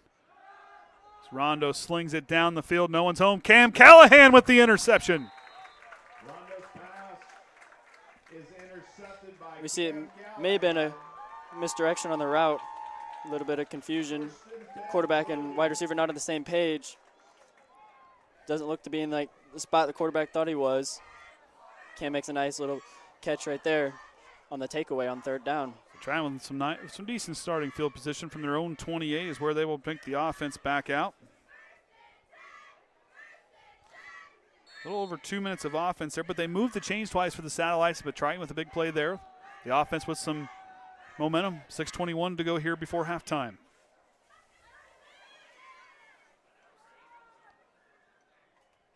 Riffle looking right. He's looking for the Q-tip. Quintana's in there. He cleans it up and catches that one into the 35-yard line. First down, Trojans. And I like that there. You've established the run. Now let's try to see if that pass can get figured out. Gage just really airing it out. Throws it up there. Let Quintana just catch it. Beautiful on the money. Good timing there and a big play. 38-yard completion. So Riffle getting that one to Quintana. Back he goes, hands it over. He's going to keep it himself. Riffle's trying to find some space. Good downfield block in the second level. Riffle's in for a Triton touchdown. You see that misdirection even got us up here on the broadcast for a second. We thought that handoff was for sure. And then he takes it away. And they get it again in the end zone. As we see some good blocking here by Cam Callahan up here, then Ryder Gayhart to get on his man. See them sustaining those blocks downfield and just leaves Gage plenty of time to run down in there, put some more points on the board once again. Trying to sit in a two-play, 72-yard drive. Moving it in a hurry. 48 seconds. Big pass and a big run. Somebody's in a hurry. Down as Callahan will kick it up again, and he continues to kick the ball well as Triton now leading 35-0 as we get ready here. You know, you're the Satellites, okay, you're down the scoreboard. Things are not looking good, but go back to this. I mean, look at Riffle, his vision right here. I'll let you do your thing up there. Yeah, right, I'm talking about the block here with Cam Callahan and Ryder Gayhart. Yeah, those are just crucial blocks. This touchdown does not happen without them there. If they're not sustained on those blocks, and it's really hard as a wide receiver. Yeah, you always want to be getting those big highlight catches way downfield, but it's really important to just keep that run game alive and just stay on those blocks. That would have been focused. That would have been cool. And not just get there and touch him once and then let him go. You got to sustain on that block just like we saw there. Good job from Cam and Ryder. You know, we talk about seeing the offensive linemen get to the second level, but I want to see my specialists as well, 15, 20 yards down the field, opening things up for my runner. And that's what you just saw there from Callahan and Ryder Gayhart. I love that play right there. And to me, that's yeah, these touchdowns are great. There's some big plays in the game. That, to me, that's a big play of the game. Yeah, it just really shows the culture of the team and just the unselfish aspect where, yeah, if one person gets to the end zone, it's a team effort, and you all worked to make that play happen. So Trent Martin back to return yet again. In that one spot, he's had most of the returns tonight. Rondo has had one where he took him all the way up to the 40-yard line. See how it's a low line drive kick. We'll see where Callahan goes with it this time. Callahan trots his way, and he's going to kind of chop this one here the near side as they'll take it from their own 30, trying to get upfield. And initially on the tackle, I believe that's Gavin Riffle, I believe, and it is. Nice play there by him. Stands him up tall. You see the sideline getting fired up for that one. Good job by him to fly down there and just meet him. Stand him up. See him just meet him. A little high of a tackle if we're getting technical. Try to get there a little lower, near foot, near I'm not shoulder. going to be picky. He got in there and he stopped him. That's what you want to see. Absolutely, but I'm just sounding like what they'll hear on Saturday mornings. Well, we call you on the coach there, so exactly. And film them. They will not let you forget it. No, yeah, even a big play like that, they'll always find ways to improve. And that's the key of it. Even when you have a good game, you got to find the ways you can improve on. Now he's going to stack two wide receivers to either side for Rondo. First down and 10, 8 seconds on the play clock for him. Gives it up the middle to, I believe that was Trosky on the carry, and it is. Colton Reynolds brings him down. It's a torpedo in there to make a tackle. I'm telling you, this kid is dynamite. And he's had all these years to settle in and just learn that position so well of just how to make the reads and just learn the offense of what they're doing. And just does a good job of just flowing to the football, finding a gap to get through, and go make a tackle. You know, I'll tell you, I mean, I know one middle linebacker up here to my right, I really liked watching him play, but Colt Reynolds has just really developed into an outstanding player as Trosky gets it right back, and he's a nice carry there on second down, makes it third down and about 2. Yeah, they answer back. Just go right after it again. Right up there up the middle once again. Line, just make sure to get to your blocks, and they do it that time. They pick up a much better gain. Third down and 2 for the Satellites. Very short 2, just very short 2 now. Third down. Rondo's going to kind of stack 2 wide receivers to the left. He's going to swing a quick hitter over the middle to Martin, and brass broken up there. Gavin Riffle. Good defense there by that young man. And I like that you just watch the quarterback set up right there, and then he breaks on that and gets that hand up high to hand fight with that, and then just continues to make the hit while he's at it. Good job there by him to multitask on that. Hit the football and the receiver. Oh my goodness.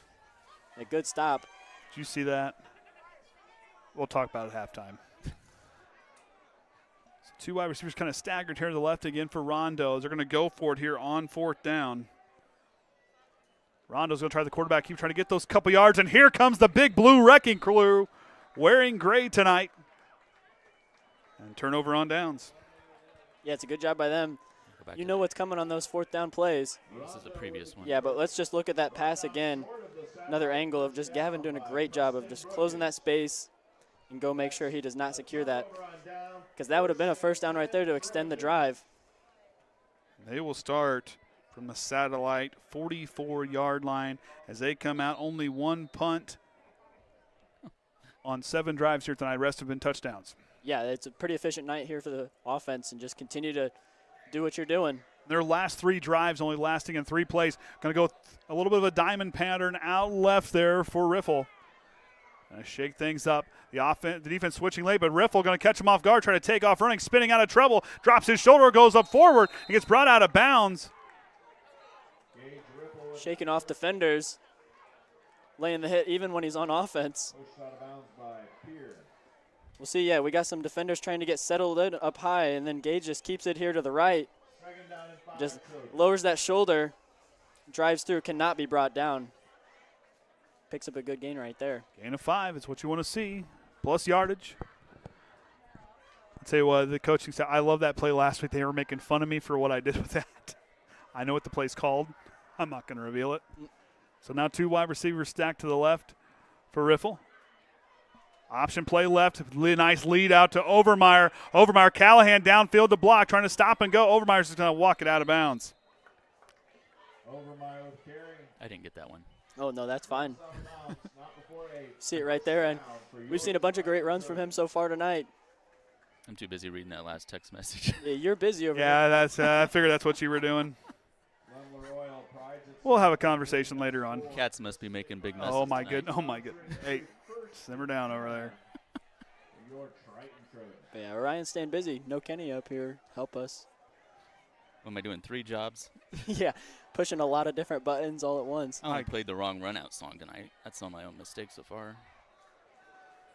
It gets him hyped. Riffle again with the little screen pass and dropped. Intended for Maddox Denny. Really hurts him there on that one. Just a good little post up right there at that tight end spot. Gage gets it to him. Matty Denix? Okay, I heard that right. Got to square away. Make sure Jordan's saying the names correctly. I don't get to ever give Jordan a hard time. But it's always good to give each other grief up here. Hey, he made fun of me last year for the national anthem I played. I'm never going to – that was rough. I won't even touch music ever again. 3 wide receivers to the right for Riffle. Here comes the pressure. He's going to work it outside, throwing on the run. He's got Quintana. Quintana Q-tips in, cleans it up. Triton's in for 6 more. As we see there, we got those 2 out wide. Quintana's going to go out and then take it up. We got that misdirection. Sorry, my screen froze for a second, but then just, yeah, good job to come back to that football a little bit because it's a tad bit low. Secures the catch and then makes the run in. And Riffle gets his 2nd touchdown of the touchdown pass of the year. First for Isaac Quintana. And Cam Callahan back to kick. Kicks that one and will split the uprights. And Triton now with the 42-0 lead here with 4:05 to go before halftime. About a minute 24 there on the play time. Just get another look at that as we got these misdirection routes. Got Ryder Gayhart going in. We got Isaac Quintana just posting up. Raises that hand up to call for it. Get Gage's attention. He's wide open. Gage gets it to him, and they get another score. I'll tell you, I always love what they do here to fire these guys up. And I talked to these guys about the fireworks, the last couple of years and how they like them. They enjoy it, but the firefighters love putting it on for them. I'll tell you, it's something special, kind of give you that home field advantage. It gives you, to me, it'd be a goal. I want to get in the end zone. I want to set the fireworks off. That little bit of thing there, that's huge for these guys. And I really love that this community's showing out and doing that for them. Yeah, it's just a great tight-knit community, and it's good to just know everybody out here and just, hey, you have the support of everybody around you. And, yeah, just wake up the whole town. Let them know, hey, we're in for 6. Yeah. Getting touchdowns is not an easy thing in football, but you get there, you got to celebrate it. And I guess we may not be able to celebrate in the end zone, but guess what? They can make us celebrate. The community can celebrate, and that's what we're going to do. Let Bourbon know that Bourbon. Trojans are having a night. So South Central back again to return. Martin has been the main leading return man as far as returns go here tonight. Callahan's okay. They're going to let the clock run just a little bit. And now he trots. And he sends a line drive kick, worm burner. Shively picks that one up from the 25-yard line, trying to cut up field, and he'll get about 6 yards there on the return. And he'll start now from their own 31.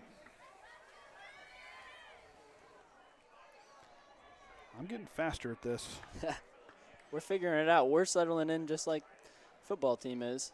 We're trying. Yeah. But Triton, longest play drive of the night was 6 plays. The last one there, 4 plays for 44 yards, lasting him just a little under a minute and a half of offense. Quick and efficient on that last one for sure. I might be wrong on that too. Might not hit the stop button, but hey. Rough estimate. 2 wide receivers left, 1 to the right for Rondo. With the hard count. Slings it across about 2 high. What a one-handed catch by Shively.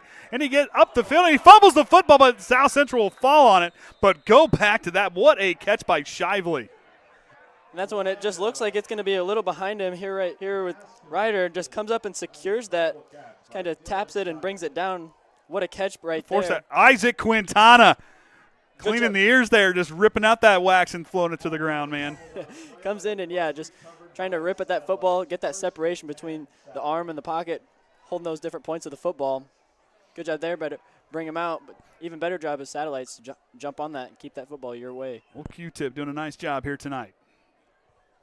2 wide receivers staggered to the left for Rondo. He's going to pull it out of the belly of Trosky. He's going to try the quarterback keeper. He has space. Rondo up the field, tripped up there at the end. I believe that was Gavin Riffle on the tackle. I'm going to go back to that catch.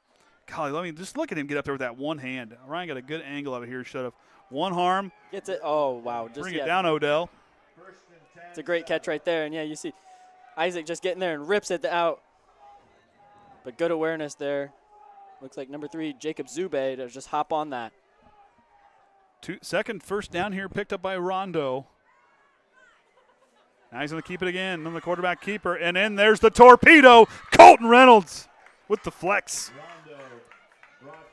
Showing off that muscle and just flies in that backfield in a hurry. See that backside gap. And that's where these middle linebackers really flourish, is not even the play side gap. It's that backside that you got to watch out for.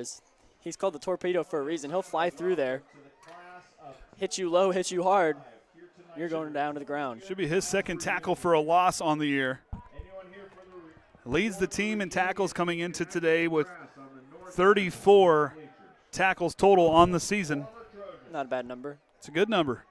I like 34. But for obvious reasons. Rondo now looking left. He's looking there for Martin through the hands. Felt Preston Brookins and Cam Callahan there in the neighborhood. And I like that they're seeing pass from our middle linebackers and dropping to your spots and then just helping out Cam Callahan on those routes coming in. It's a good job by their middle linebackers. Not always somebody getting involved with the pass coverage, doing a good job of helping out.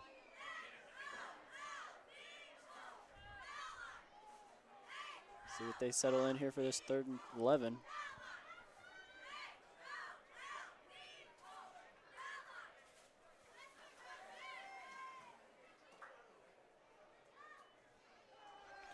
Rondo, here comes the pressure, slings across middle, almost intercepted again by Brookins. Him and I talked about that last week where he said, I felt it off the fingertips. Yeah, and then, man, he's just hurting after that one, too. You see him really wanted that. He's making a good job of just seeing these passes coming up and watching Rondo set up that pass and then throw it. Been a lot of film watching by him, you can tell. The Satellites will start with the football to start the second half, and they will use their first timeout. Timeout Satellites, 4th down and 11. We got a fundraiser tomorrow. I'm working on it. Tomorrow, Saturday, September 13th, it's the Triton Blue Slam Volleyball Fundraiser featuring Tom's Tasty Taters. For just $15, you'll get a delicious meal that includes a walleye fish sandwich, a half order of Tom's Famous Taters, and a water. Plus, don't forget, desserts will be available with donation when you pick up your meal. It's all happening at the Triton High School parking lot with meal pickup running from 10 until 3 tomorrow. And the best part, all proceeds go directly to benefit the Triton Varsity Volleyball program. So come hungry and support your community. And go ahead and cheer on the Lady Big Blue Slam if you want. Come on in tomorrow and watch the tournament. We'll be there from start to finish. Playing Caston. It'll be Caston, Culver, and Knox in their bracket. And the other one will be Glenn, Couts, and Bremen, and I'm missing one. Blessed Day. Oh my gosh. No, I already said Knox. Blessed Day, Andy. Couts, Bremen, Glenn. Oh my gosh. Oh my goodness. I can't think of it either. Too many schools. Give me a minute. Is that a team we normally play? I think so. Oh, Whitco. Yeah. Whitco's over there. Oh. Whitco. I almost was a Wildcat if they would have redrew the lines. 3 wide receivers to the right on 4th down for Rondo. He slings that one down the field, too tall for Shively, and another turnover on downs for the Satellites. A little over 2 minutes of offense there, but they did move it into Triton territory. So with the Trojans now with 2 minutes and 10 seconds to go before halftime, I think we're going to see here on this drive. So they start from their own 41. They've started in plus territory twice here tonight. See which talent they can showcase. Got a lot of weapons they can give it to. I'm telling you, there's a couple guys I think like to see it go to, but I'm thinking of I don't know, I'd like to see it go to number 6 out there, maybe 89. We'll see what they drop, what kind of creativity they show here on 1st down.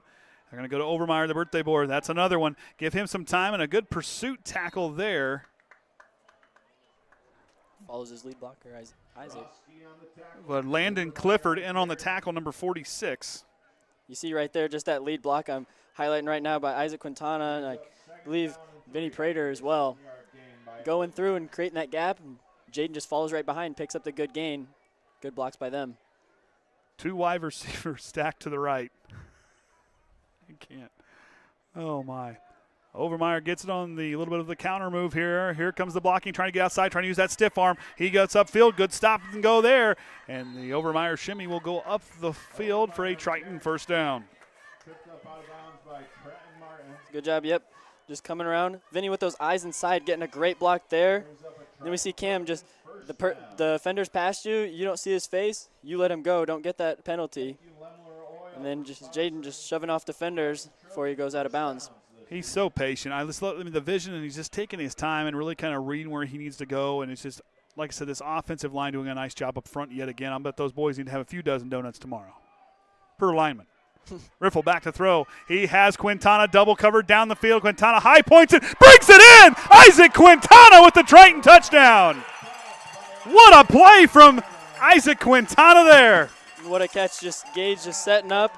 Set those feet, gets a nice clean throw, plenty of air time on it. Isaac jumping up, grabbing it with the one hand to secure it in. Gets a great catch, gets in the end zone. That was a tough one right there. Some hand fighting, and yeah, those are not easy balls to secure, especially on the move. 35 yards on the pitch and catch to Quintana from Riffle, who picks up his 2nd passing touchdown here tonight. Callahan settles in and we got a player shaken up. Not sure what's going on. Do we have a flag on the play? We have a hurt player. Timeout for injury on the field. Hope he's all right. I believe that's Shively. Hope he's all right. Of course, I'm telling you what, I'm real proud of this Triton student section showing out. Jersey night, I do believe, is what I see there. Good sportsmanship by them to just acknowledge that injury. Yeah, cramp. That looked like me flopping out of bed when I get cramps. Hey, it happens, man. Get banana. Got to eat banana. That's important. Potassium. Oh, I eat one a day. Potassium. Oh, I know you do. I don't like bananas, so I don't eat bananas. Or a kiwi. Or a kiwi. Reading on the package, they have just as much potassium. I ate one this morning. Did you see Kenny's text? That's because it is. Hey, that's what IU has down there at halftime. But if you're South Central things, hopefully Shively's all right there, and we'll see what kind of goes up. You know, a minute 23, you get the ball back to start the second half. There's a lot of things for this group and how they're gonna approach this and attack things here. Not your night. This group here maybe don't have the numbers they usually see, but yet there's a lot to build on. You're able to move the football through the air. You got some good routes. Just that offensive line. My assignment to them is here this next half. Let's try to do a few things to open up a few lanes for those runners. Yeah, just continue to be consistent. We've seen some bigger plays happen by them and some great things happen. They get on the great blocks and move some people in a hurry, create some holes for their running backs to go through. But, yeah, I just think if they're able to just get that consistently and continue to drive their men and just create a sustainable drive and trot downfield. We saw they move the chains here a couple times and then a couple penalties and just not quite coming down with the football going their way. But, I mean, it's a much different football game than this scoreboard lets on. Overmeyer had a little over 27 yards rushing there on that drive. I mean, 59-yard drive. Yeah. Moving the ball. Quick. We've seen him air it out a little bit more, settle in with that run game. Good to see Shively get up. Those leg cramps, I don't care what anybody says, them things hurt. Yeah, they don't feel good. So it was offsides on the defense. So there was a penalty on the play on the satellites. Get the re-kick. Re-kick, not the free kick. Not the free kick. We've seen one of those on this TTSN broadcast once. It had everybody in that press box bamboozled. So, Orion didn't get to take part in that. Well, I was on the end zone cam, wasn't I? Oh, you were on the end zone cam. Kenny and I were up there, confused as everybody else. So Callahan now to kick it away. Riffle to Holt.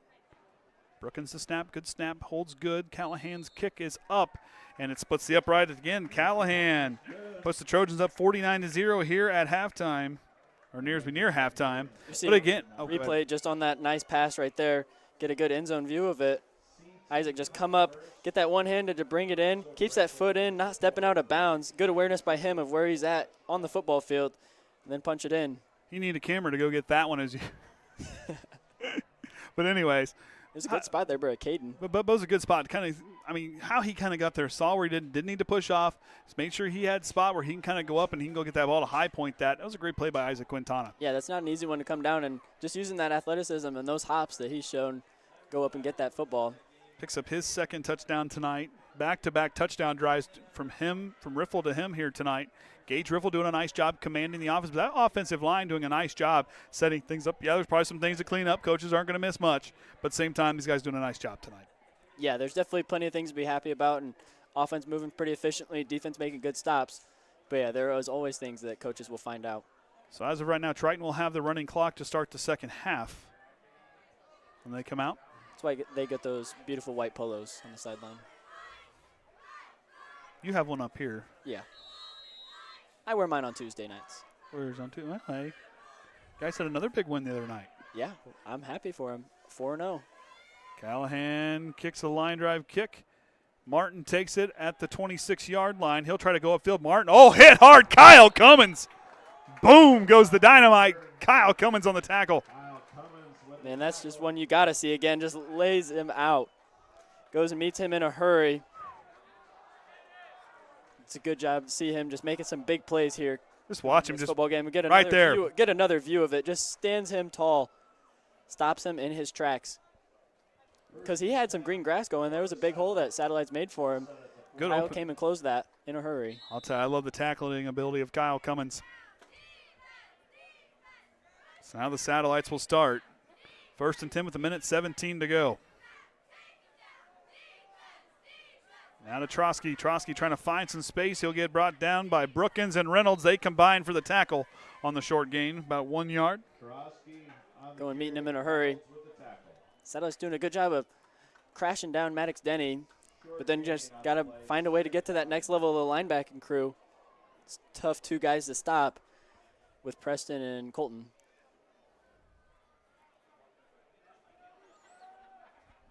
Time ticks away. Going to have enough time for a couple plays here before the half. 2nd down and long. 1 yard on the game. 2 wide receivers to the left, 1 to the right for Rondo.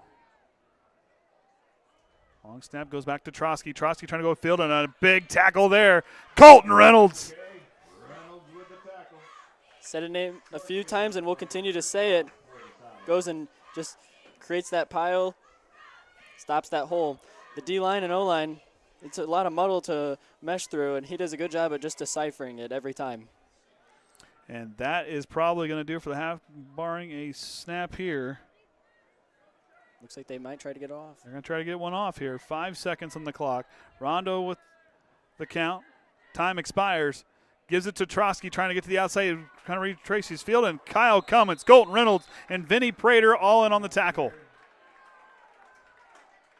And that's going to do it for the half. Triton leads 49-0. We'll take a break. Be back here after halftime right here on the Triton Trojans Sports Network.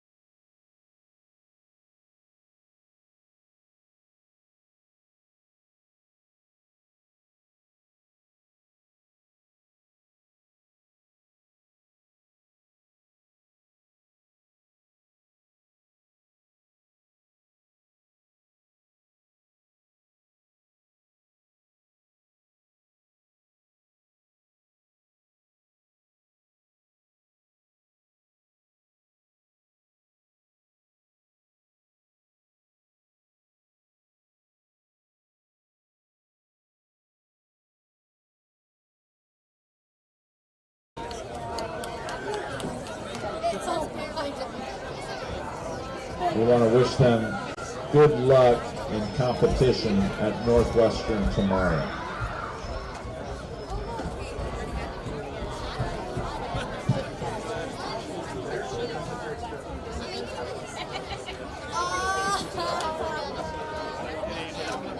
Knocks us up on Valley.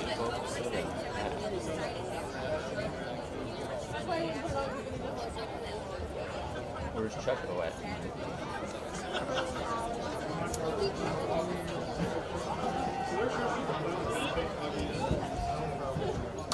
As we head into halftime, we would like to once again thank the great sponsors who make Triton football possible.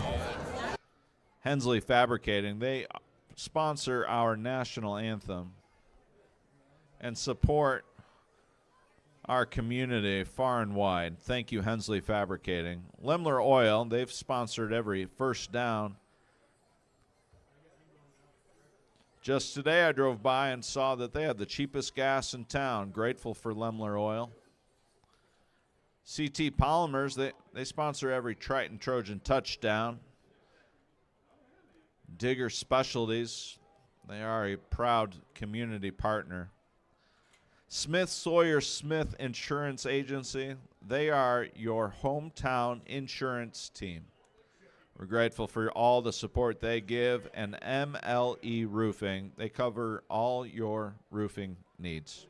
We're grateful for their support, for our student athletes and our community.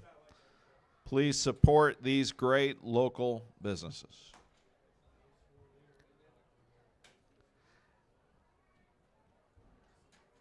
after our band performs. We'd certainly appreciate your support, whether it's at the concession stand or at Triton Gives Back booth. The donations there will go to the Triton Gives Back program that happens at the end of September. It's an event that helps get Triton students into the community to serve and give back.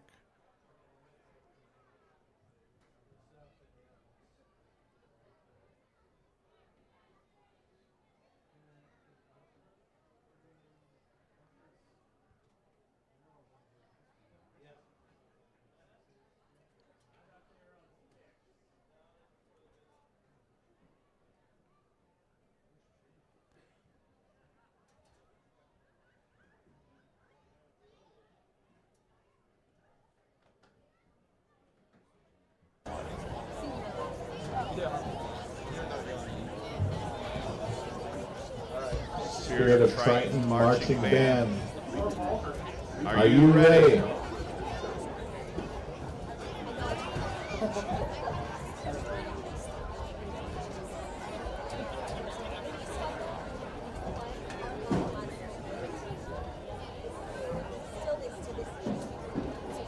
May take the field.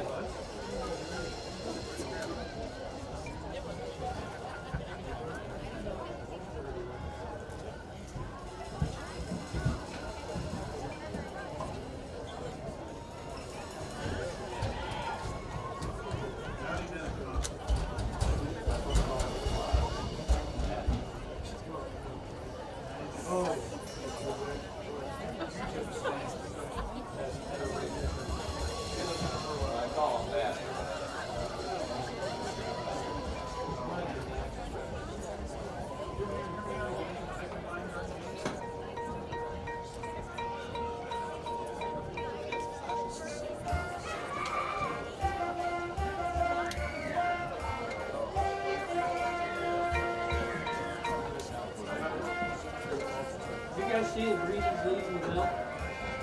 760.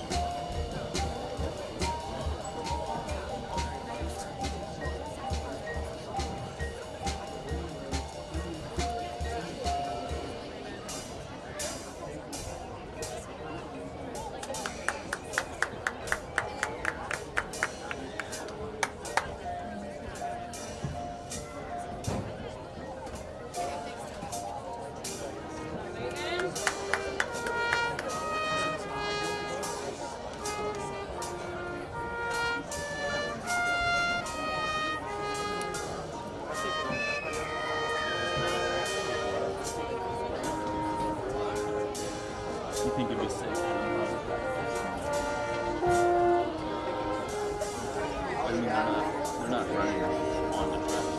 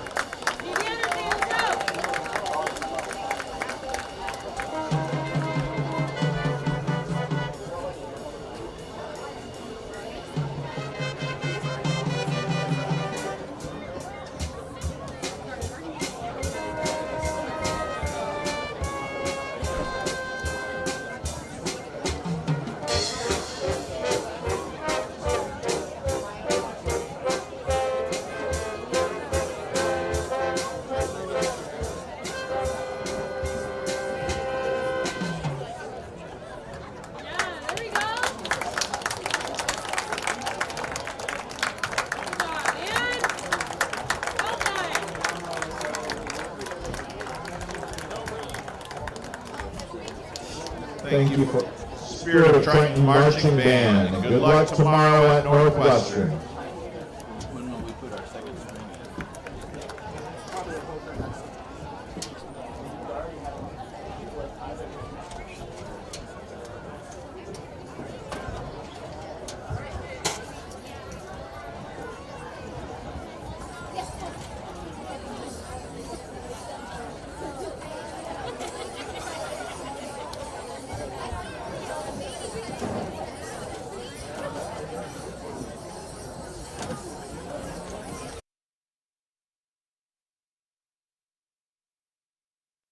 It's time for the Commissioner's Corner, an exclusive weekly conversation about Indiana high school sports with the Commissioner of the IHSAA, Paul Neidig. Now for an up-to-the-minute report about what's happening in the constantly changing world of high school sports, here's Coach Bob Lovell with Commissioner Paul Neidig. Welcome back, everyone, to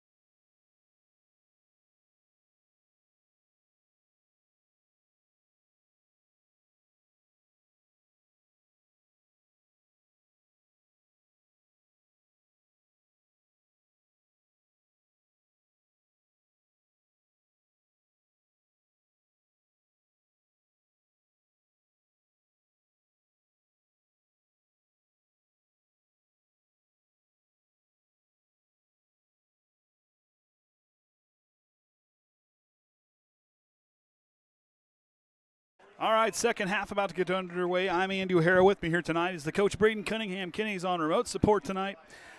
Kade running our sideline camera, and as always, the Hall of Famer Ryan Limmer here for the Triton Trojan Sports Network, broadcasting live on YouTube in the IHSAA Champions Network.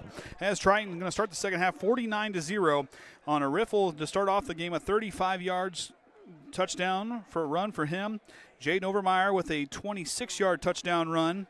And Triton punted on their next possession. Then after that, it's been all scoring. Ryder Gayhart with a 48-yard run for a touchdown. Jaden Overmeyer with a 72-yard run for a touchdown. Riffle with a 34-yard touchdown, made it 35-0. And then Riffle to Quintana on the next two touchdown passes from 21 and 35 yards, respectively. Shows us where our score, where Cam Callahan, perfect on the night, kicking the football, makes the score 49-0 here at the half. Braden, things to kind of look at if you're South Central. Okay, nothing about the scoreboard. There's going to be a running clock here the rest of this half. This is going to be a quick half. At the same time, what things, if you're Buzz Schoff and that coaching staff, telling these guys that, hey, we may not win the battle today, but we need to start building, preparing for the war, which is going to be sectional play. I mean, you just got to continue to fight and just finish out this football game. And, yeah, just don't even look at over at that scoreboard and just try to do the right things right. Like, if you're out there on offense, just get those little yard line plays. Just let them settle in. Move the ball up the middle. Punch it. Get those little short check down passes. Just get the yardage going. Get your offense in a flow. And then just try to create some stops here on defense and just play your position as good as you can. And that's all you can really ask for. I want to thank the Meisters for providing food up here for the press box here tonight. It was good stuff, tacos and that green salsa. Man, Taryn's I might ask for that for Christmas. I want that that was good stuff. Need the recipe. I need the recipe. That was some good stuff tonight. But back on there for Triton, they're doing a lot of things well. This is a team that, on the year, as far as on the ground, averaging 6.5 yards a carry, moving the ball well, average about 250 yards on the ground per game. Tonight, moving the ball well on the ground to yet again open up those last two passing plays. Yeah, they've just they settled in with that run before they go to the pass and just settled in. They've gotten their guys on great blocks, especially here at the wide receiver position. Just really unselfish blocking and just continuing to just let your runners like Ryder Gayhart and Jaden Overmeyer just really flourish because they've got big gaps to go through. So we were told that, I don't know if anybody heard, that Judson and North Miami, the number 6 versus number 7, is tied at halftime. I believe Pioneer is up on Caston at halftime. I don't know the Winnemac Culver score. I do know that Knox is up by a score on Tippecanoe Valley to our south. Was there any other ones I missed? I think those are the main ones. But, yeah, 16-16 for Judson and North Miami. And North Miami was leading there by a score there before halftime, so Judson scoring late. So some big movement there in the Hoosier North potentially here tonight. Like I said, number 6 versus number 7 down there, and number 13 Pioneer over Caston right now here as they – near their second half, or they must be probably in their second half by now. Our volleyball camera girl there, she's right there. Right where? Isn't that her? Is that Caitlin? Yeah, right there in front of the, Caitlin's right there, our new intern. Does a great job. Like having her on the broadcast. Holds her own, boy, let me tell you. Callahan with a line drive grounder there to the 40-yard line is where the Satellites will start out for Rondo and his offense. This will be a running clock the entire second half. And, yeah, just nice line drive. Carson Peard, just good job to just hop down on that, secure the football. Cam just really had his choice of where to spot it at tonight. I wasn't sure how I was going to feel about the all-gray alternate uniforms in the second half, but by golly, I can read them clear as day. I like it. Yeah, I cannot complain here as a broadcaster. I like them. Just that yellow really pops, stands out, good contrast. See, you don't really think about that till you become a broadcaster, how important it is to see those numbers. Yeah, I really appreciate it now. So 2 wide receivers stacked to the left here for Rondo. One man in the backfield is Trosky, and he throws it over the middle to Shively, and that pass falls incomplete. Covered up well. Triton definitely getting a word over halftime. Here's I refresh my screen. But we just talk about, those inside routes. They saw some success with that in that first half, just trying to get the ball moving, those short little routes, trying to do a better job of covering that, not letting too much space between. Well, technically, you don't have to have the second screen if you have that little tablet thing there. Well, yeah, I could. You could probably get rid of one of those screens if it works. Better keep it just in case. So, again, same formation for Rondo. Goes to Trosky up the right side, and there is Colton Reynolds leading the charge. And Triton will hold it out for third down coming up. Bunch of Trojans just really plugging up that play as we see Colton Reynolds just Comes back and just flows up the middle, and then we see a whole bunch of Trojans just pushing that pile. Great effort there by the whole defense. You know, Triton really winning that time of possession there in that first half, you know. Moving the ball, moving the chain, sustaining drives, yes, but then throwing off those home run threat ability, that kind of get those guys fired up here. I like that move. Shively goes in motion, gets it on the sweep play, going to try to cut it upfield, and here comes Vinny Prater with the tackle in the backfield. It's important position here by Isaac Quintana, just really set that edge, make him cut back inside, and you got Vinny coming around on that scrape, just doing a good job of just closing that gap. And it's a tough spot to be in there for Isaac Quintana to come upfield and not let anybody outside of you in that outside backer position. You know, when you're in a tough spot, a Q-tip is a good tool to have, and right there showing out there on the field with his tackling ability. Keeps it clean, no big gain. Good stop there for the Trojan defense. Oh, man, he's going to be so mad at me. And now Shively will go back to kick. Good high kick, plenty of hang time. And Ryder Gayhart takes it from the 35, going to try to cut upfield, and he will get up near midfield at the 49-yard line is where the Triton offense will trot their way out onto the field. Let's get another look at that from Caden's viewpoint. Comes down, and yeah, it's tough to come up and field that one, and then just tries to make the best of what he sees. Satellites come and close it up in a hurry, though. It doesn't have much to go. So about 14 yards on the return, and they'll start at midfield. Shively still out there at quarterback, and he'll lead his first-string offense. And 3 wide receivers stacked to the left, 2 to the right, spreading things out. The satellite defense trying to get. There's a lot of cushion there to the left. See if Shively recognizes. He'll have to step out. And picking up the sack on a nice play there is Cooper Nealon. Satellites get a sack on the play.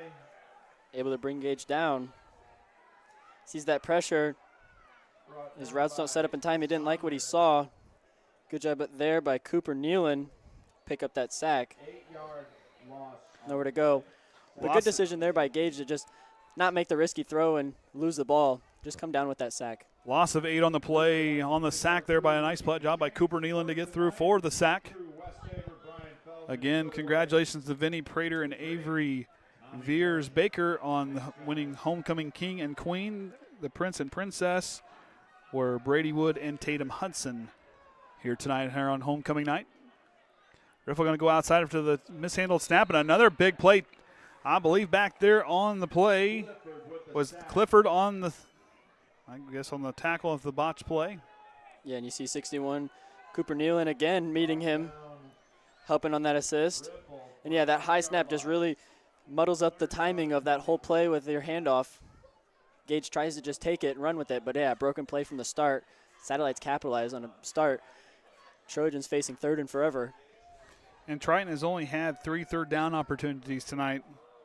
3 for 3. This is a long one to convert to try to stay perfect on 3rd down. Here comes the pressure. Screen pass will go to Overmeyer. Overmeyer trying to get up the field. He's got a long way to go, and he's going to get forced out of bounds back to the original line of scrimmage. But that won't be enough as Triton will fail on 3rd down.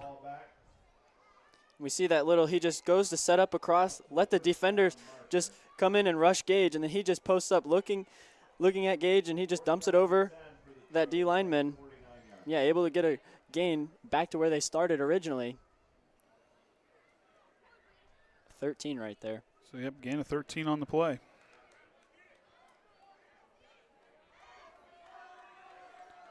And Triton's going to go for it here on 4th down. South Central needs to pay attention to the hard count. They're going to go outside. Overmeyer trying to get out. Look at Callahan with a nice blocking downfield. Triton picks up the 4th down conversion as they continue to drive. That's another one. We've seen it looks like nothing's happening here, but again, you'll see Cam off of our screen once it comes in our way. Jaden just trying to be patient, let it all develop, and you see as it comes into screen, oh, not quite, but Cam just had a great block there, and it does not happen. That gain right there without that clean block. Bunch of those here tonight by him. Hopefully he keeps it up. That's what you want to see from your wide receiver position. 21-yard gain there on 4th down. Quick math.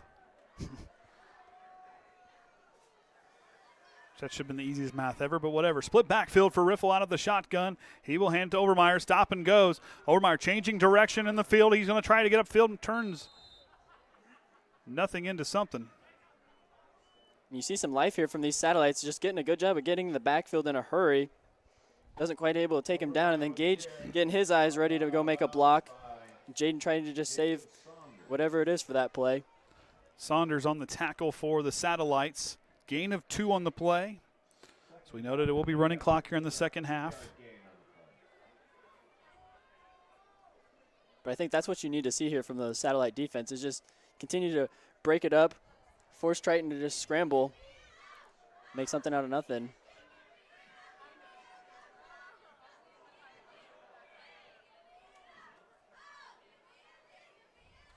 On the quarterback keeper for Riffle off the far side and going to get brought down on good effort there and a good tackle for loss by Landen Clifford.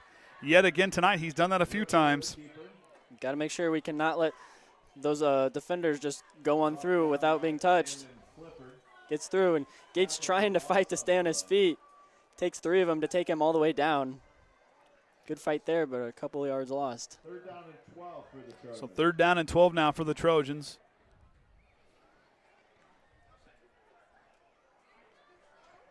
Attempting to put trying to make one more good drive as Caden Bradley splits out here to the right.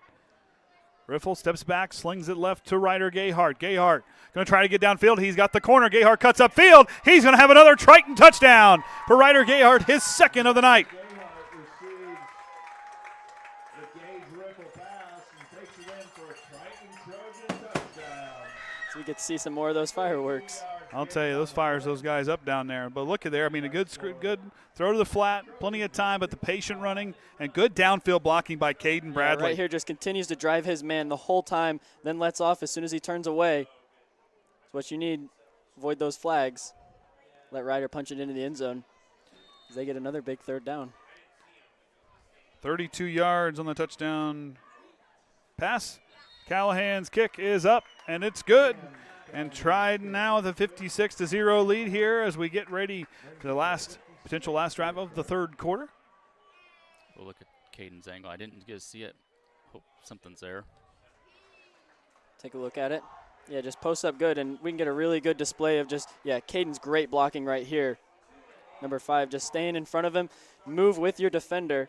It's not about moving those hands only and blocking. You got to move that body with. Keep those hips between you and the runner. Gave Ryder Gayhart a chance to throw in cruise control there as he kind of takes his time to the end zone there. Yeah, I mean, he's had a great night. It's good to see the ball just getting in his hands and let him make some big plays. 1 in the air and 1 on the ground tonight for Ryder Gayhart. Had a touchdown last week, 2 here tonight. Overmeyer with a pair of touchdowns. Riffle with 2 rushing touchdowns and now 3 passing touchdowns on the night. So big night for Gage. Yeah, went from 1 passing to 4. Yeah. That's what you like to see. Continue to build. That was Triton's most plays on the drive here tonight with 7 on the night. See if Callahan will go keep with the low line drive kicks. And that's exactly what he's going to do. Rondo takes off the 1-hop, lost the ball. Going to pick it up by the 15, up to the 20, and he will be near the 25. And those line drive kicks are not always easy to field, sorry. It's just, they take that bounce, and football's not something you can predict where it's going to go when it's on the ground there. Good job of him to still field it and pick up a couple yards before being met by a whole gang of Trojans. Good to see the student section in full swing. I like seeing a full student section. On my time at Warsaw, that student section was filled to the tippy top. You had to get there early. I got the press box, so I didn't have to worry about the student section, but still. Liam Watkins, Triton's weatherman's out there at corner. And a run up there by, I believe that was that Trapeze? Trosky. It was Trosky on the carry. Looks like Dominic Bradley wanted to bring him down right there. Just drops anchor, just holds on for dear life, brings him down to the ground. Ashton Jacobs with the tackle. Actually in there on the tackle was number 87, Gage Pels. Trosky with the carry. No gain on the play. Gage Pels out there with the tackle. Or in the number 87 here tonight. Bobbled snap, but luckily falls in the hands of Trosky, and he will fall forward for a couple yards on the gain. 3rd down coming up. they get away with it right there. That snap just bounces off of Rondo's chest plate right into the hands of the running back. Gets lucky there. Frankie Sullivan in there on the tackle. And I can hear Steve Watkins down there talking to his JV. So they're getting down there and learn and get ready for this. But Triton starters, a good night for them, putting up 56 points here tonight. Their season high.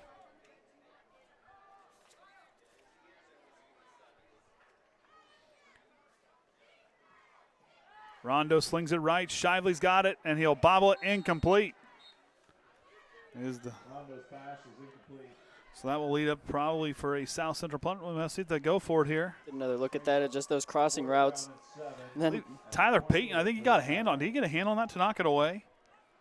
It just looked like he just wasn't quite able to bring it in there. And then, yeah, Blake Ousley and Tyler Payton actually run into each other. Good awareness for them not to be going full speed. Sometimes those friendly fires happen.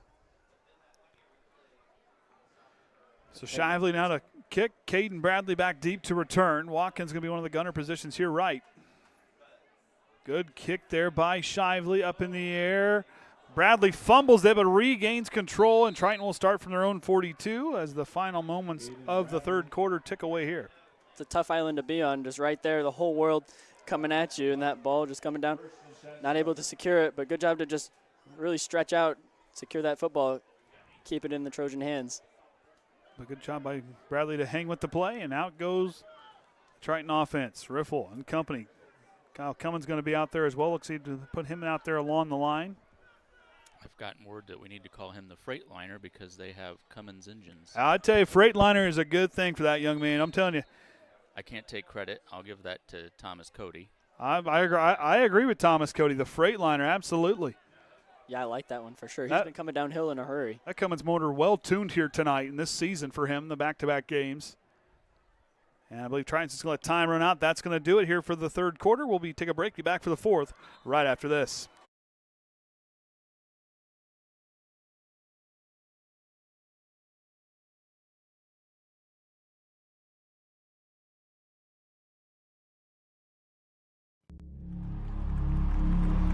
Some see a wrestling match.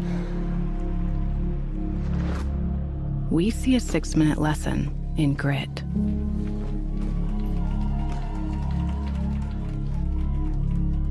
Some see a coach sending a runner home. We see a mentor guiding a student athlete into the future.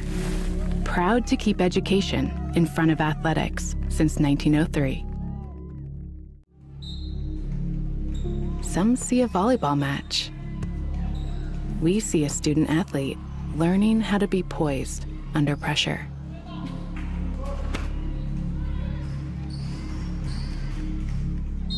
Some see a high school football stadium. We see the one place where the whole community comes together. Proud to keep education in front of athletics since 1903. All right, fourth quarter about to get underway here from the Trojan Tundra. Just got word that Bremen beat Laville 7-6. Yeah. Here tonight. So close game. Triton has played those two opponents the first 2 weeks of the year. Been some close matchups all night long around the Hoosier North. Oh, that's not quite the Hoosier North. Yeah, That's the Indiana Northern State Conference. Northern State, yeah. I never remember. Not the IRS, it's the INS. Colton Reynolds out there at quarterback. He's going to go out forward for a nice run for Colton Reynolds. That's something you don't see every day. And here comes the JV offense to give those first string guys a hand here tonight. See Colton with a nice hard run right there. Don't see the ball in his hands ever, but he's got the potential to do it. So it looks like Matthew Hernandez is going to be out there at quarterback, I believe. Yeah. I don't see a 12 anywhere. I don't think that's Phipps. No, yeah, that's Matthew. Okay, so Hernandez is out there at quarterback. Tyler Payton's on his right hip. Two wide receiver right. They're going to give it to Payton. Scored on his last game, trying to get outside, and South Central not giving him any room. But Tyler Payton continuing to roll for a Triton first down. You see right there, he just keeps those feet rolling the whole time. good block there by Gage Pels on that outside. But, yeah, the whole satellite crew thinks he's coming down. He stays on his feet, does a little spin, picks up a bunch of extra yards. Good hard run there. Saw Rylan Stetzel's out there as well. Trying to get else out there. Caden Bradley's out there. Mondi is out there in the wide receiver spot left. Pels is out there at tight end. Sullivan is at left tackle. We'll get the rest of the line here momentarily. Peyton going to try to bounce it outside. Good set there by Stetzel on the outside. And he gets pushed out of bounds. A flag on the play from the back judge. See if we can get Caden's angle in that last play. So this will be the play before we're looking at. Good kick-out block right there by Gage Pels. Tyler just comes around, gets to the outside, a little stiff arm, makes a man miss with that little spin move, stays on his feet. So that'll be a hold on the offense. That'll be Triton's second penalty of the game. So the penalty, that's going to mark him off 10 yards from the spot of the foul. So it'll be first down and 11. Because that would have been second down and 1, but running the play in now will be Christian McIntosh. See if I can get the rest of the line here. I believe Zagan Horder is at center. They got set too quick. I believe Ousley's here on the left side. There's nothing wrong with that. Trent might have got away with one jumping early, but Matthew Hernandez goes outside. What a violent tackle there. I believe on that tackle there, that was number 35, Carson Peer. Came downhill in a hurry. See him in this spot right here. Digs his feet down, goes and gets him. Good tackle there by him as, yeah, Triton gets away with that on that false start. Logan Collins out there along the line. Didn't get them all. I don't think I've got 59 marked right in my book. Mr. Fisher is up here helping with coaching staff. So 2 wide receivers set here to the left for Hernandez. Slings it left. He's got Caden Bradley. Bradley breaks a tackle. The frequency's good. Caden Bradley, CB, good frequency. 10-5 touchdown Triton.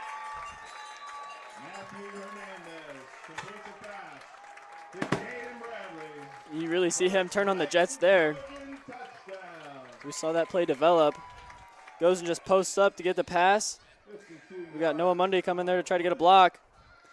Just to the satellite, makes a satellite miss, makes Peer miss, and then goes along he's got green grass along that sideline. Turns on those wheels. CB radio was good on there. I mean, frequency was good. Yeah, we're hearing it just clear. And it just clear on that run there by Caden Bradley. I like it. Came up with that one last week. Callahan's kick is up. And it's good, and Callahan continues perfection kicking points after touchdowns this season. Has made his last 1, 2, 3. Thank you, Digger Specialties. 9. He's made his last 16 extra points. Wow, I mean, that's something as we get another look at this play that just happened. Right? Making a man miss. Did a little stutter step right there. Might have found that from his teammate, Jaden Overmeyer. The Overmeyer shimmy. Yeah. Goes down and nobody around him. Gets in there, gets a score. I'll tell you what, see that for Caden Bradley, a kid that works so hard, or Caden Bradley, just watched him work. I like being around him. I like when he starts to talk and he gets excited. This kid is a special talent, and I'm telling you right now, keep an eye on him. Him and Ryder Gayhart, those two guys are playmakers, showing off that hard work really pays off. Speaking of hard work paying off, I saw the cannonball down here, and Connor Stetzel, that's a guy there. You want to learn how to work hard and try to earn your time. That young man did. Of course, you look at Riffle. That's kind of the culture here with this Triton football team. You know, you show out there and you work. You get recognized. You're going to get recognized when you get time on the field. And a good job there by the young guys to just punch it in. So Franklin Sullivan now to kick it away. See what Sully can do here. Look at that kick. Rondo is going to have to take that one from his own 15-yard line up to the 25-30. And the Triton defense is not going to let him cross there as Preston Brookins on the cover. And a late flag on the play. This might be a personal foul penalty.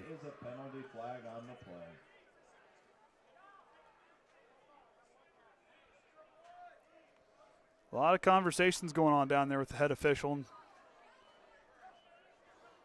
who threw the flag. So personal foul on the Trojans. So that'll be a 15-yard penalty. They want you guys to play Sweet Caroline when they get. So as we get ready to get set now.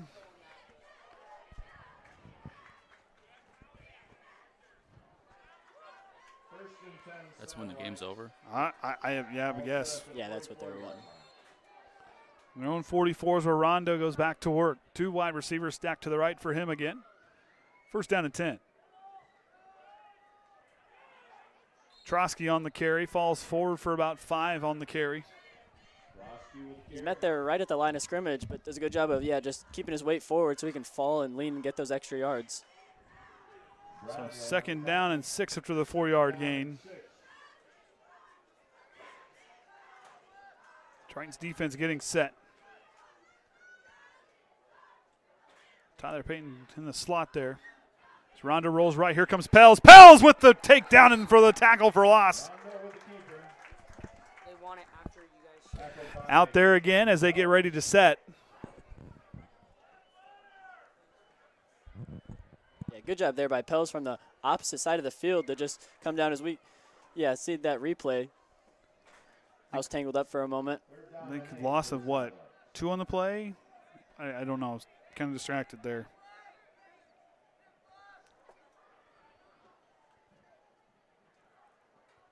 Rondo again with a runner on his right hip is Trosky, and that's where he goes with the football. He's going to try to go upfield, trying to slow him down. Take a whole host of Trojans to stop him there. Yeah, here for this young crew, you just got to be making sure we all hit low and flow to that football consistently. So 4th down coming up, I believe. Looks like the Satellites might be going for it. Maybe not. So 4th down and 2.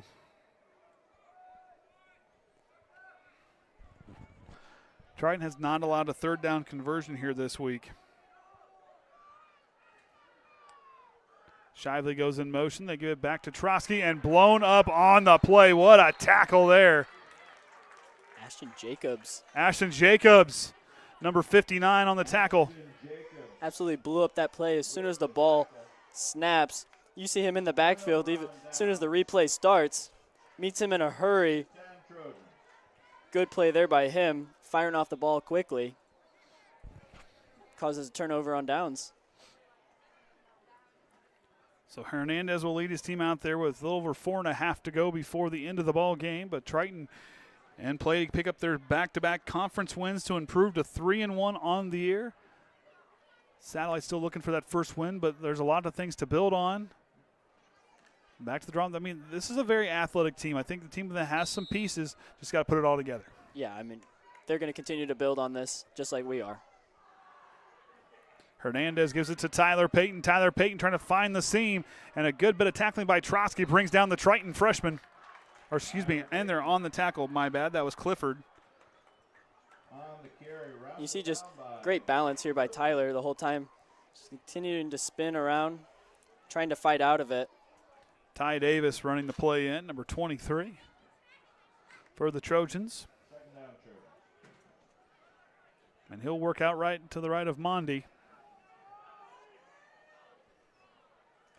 Back to Tyler Payton. Tyler Payton's got a seam. There he goes. Tyler Payton finds it for 6 more for the Trojans as they will hit another touchdown here tonight from 49 yards away, and a flag. This one might be coming back. As we see it, just great block here, great block here. You could drive a truck through that hole. Oh, a false start on the offense. Be second down. Didn't blow the play dead. Usually I thought with a false start they will call the play dead. Yes, came out a little late, but that one hurts us Triton. Got to make sure you are not moving until that snap starts. But nonetheless, a great play, Tyler Payton, and great blocking there by the offensive line. So second down and 11 now. Keep seeing that football being thrown there. I think it's a flag. Or the shirts flying into the crowd. Yeah, that too.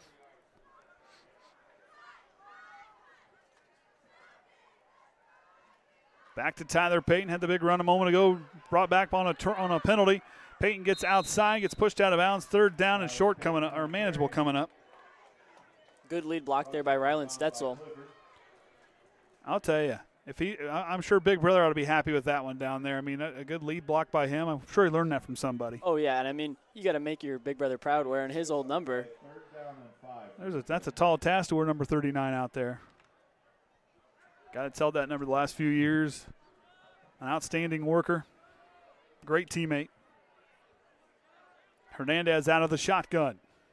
Gives it back to Peyton, who's trying to find the edge. Cuts it back upfield, trying to pull away from the defenders, and he will fall forward, but will not get the first down. Still a great effort as he's being met with defenders nearly at the line of scrimmage every single time. Check this replay. Number 64 almost gets a hand on him. Mason Peer. Then just keeps continuing to spin out of that. Try to extend that football to get that first down. Comes up just a bit short. Zagenhorter to snap it. 4th down.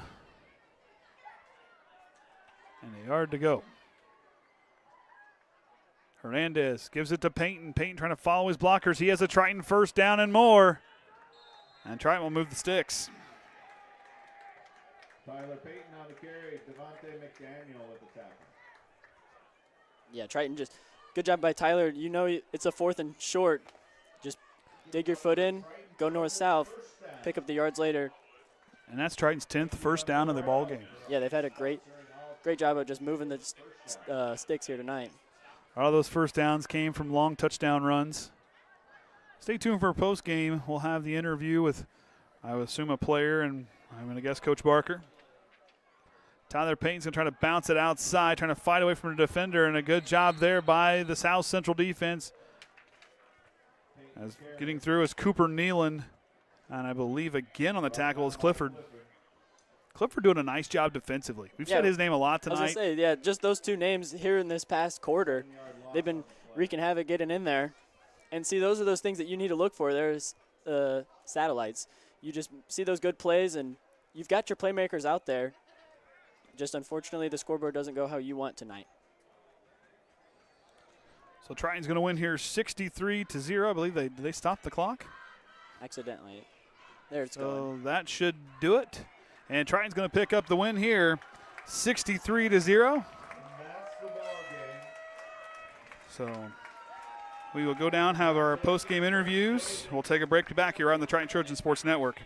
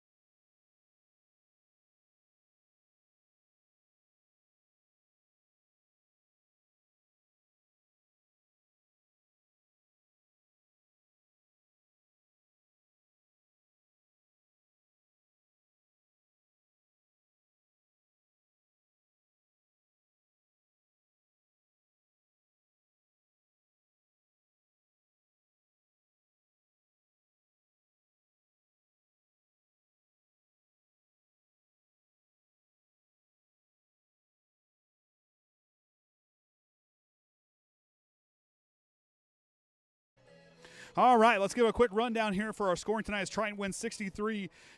Riffle scored in the first quarter from 35 yards away on a run. Jaden Overmeyer added a 26-yarder in the same quarter.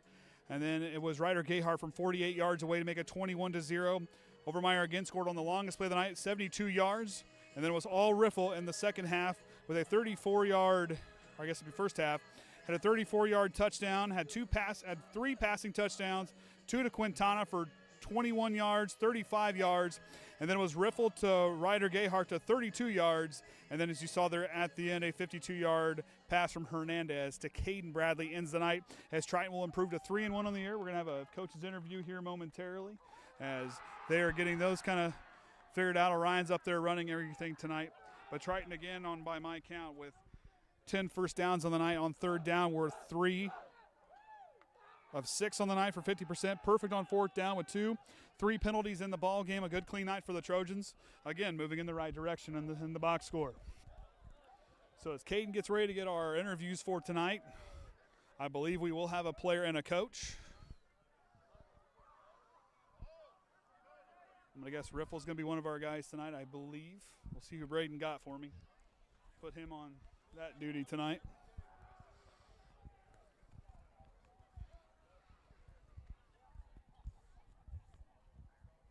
Of course, tomorrow the Triton volleyball tournament will be going on. Of course, Tom Tasty's Taters will be here, so still looking for that fundraiser. Come watch volleyball tomorrow as well in the Trojan Trench, and the TAC will be going on.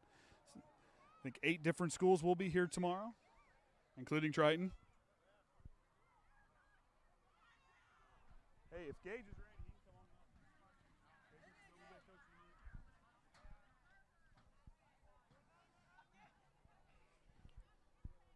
Now we're here with Triton senior Gage Riffle. Talk about a night for you, young man. Through the air, on the ground, the mailman delivered in all phases of the night tonight. What it's like to come home here on homecoming in front of the fans and have a big night like that? I mean, it feels great. I mean, I've been looking forward to this all 4 years of my high school career. It feels so good to come out here and just have fun, have a blast, have fun with my team, and it was a really good night. I talked about Saturday morning and watching you guys in film study, what you guys kind of do. Walk with me through that, because you guys, I like that you guys are asking questions and how smart this team is and how you guys understanding with this coaching staff. What's that like to be part of a coaching staff with this? I mean, it feels really good. I mean, the film sessions on Saturdays are really open. A lot of questions, a lot of answers, a lot of fixing little things, and that's, I think, what makes us the best team is because that we do good at the little things, and that's what gets us this far. I said on the broadcast a little while ago, you know, I think if I would ever go back to high school, if I was this big, I think I'd want to play offensive line, because if donuts are coming on Saturday, I'm in, man. What's it like to give those guys a shout out on Saturday morning? I mean, it feels great. I mean, it's a promised performance, so it's just a rewarding of the linemen. The linemen perform, and then I reward them with donuts, and then next week they have something to look forward to. I know you like playing quarterback, and you're awesome at slinging the ball, and your athleticism's off the charts, but, man, again, looking like Ed Reed, I know you like to be violent out there playing safety. What's your favorite spot on the field that you like to play? I mean, I like both. I mean, defense is just unique. It's fun to play. It's fun to run around and hit people. I mean, I probably like defense a little bit more just because I can be violent, you know. I can take out all that anger, but I like being quarterback. I like leading my team. It's a fun job. A lot of pressure, but with pressure comes privilege. Pressure makes diamonds, so it's a good position to be. Well, those diamonds shone bright tonight for you, and they have here in these last few games. A 3-game winning streak for this group. That first game was tough of the year. I know it wasn't quite where everybody wanted to kind of start, but this group is still kind of finding them. You guys are starting to find yourselves. What kind of things are you guys talking about to kind of keep each other motivated throughout the week? Just, like I said, working on the little things, motivating each other every single day, being encouraging, lifting each other up, and just studying what we need to study and just being good teammates. All right, Gage, we'll let you go get cleaned up, man. Congratulations. Great night tonight, buddy. I believe Coach is here. We'll let him stand in the middle. Or do you want me to stand here? And Okay. Well, Coach, big score tonight. A lot of home runs here tonight for these guys. Moving the ball well on the ground, then you got to see it move through the air. What was it like to be able to see it move on the offensive side, both on the ground and in the air? Yeah, I think that was important and a little bit of the message this week, because we found our identity in the run, but, I mean, we all know if that's your only thing, then you're going to have a problem moving forward, especially as we get into the back end of our season. So a lot of emphasis this week on being able to do both efficiently, and we did that. I think one of my guys just told me we're over 300 yards rushing and over 200 yards passing, so pretty balanced. So with that 500-yard total offense, like you just noted, but the defense tonight did not allow a third-down conversion again in back-to-back weeks again where they do well on third down. That defense is playing some stout football, especially up front. Yeah, big thank you to Coach Atkinson, because he's got those guys rolling. And we are extremely focused on that. And why I say that is, like, I tell the guys all the time, look, yeah, offense is my thing, but defense is going to win championships, especially as we start to get in, again, to the second half of the season. And with that defense, I mean, you kind of see your guys kind of mastering in all different levels here tonight. I mean, doing a lot of things well. Obviously, there's some things you always have to work on. You don't want to come away from any game with not wanting to improve. What's the message going to be for these guys this week going in against a team in Winnemac that's kind of underperforming thus far, but yet a team that's still a pretty good football team? I think, the message is going to look very similar to what it did this week. It's like, this is us, this is our process. We need to get better. And you know me, come film tomorrow, like the attention to detail will be there. I'm sure there are blown assignments, and that'll be this relentless pursuit, right, of looking for perfection, realizing we're probably never going to get there, but it's just the hunt.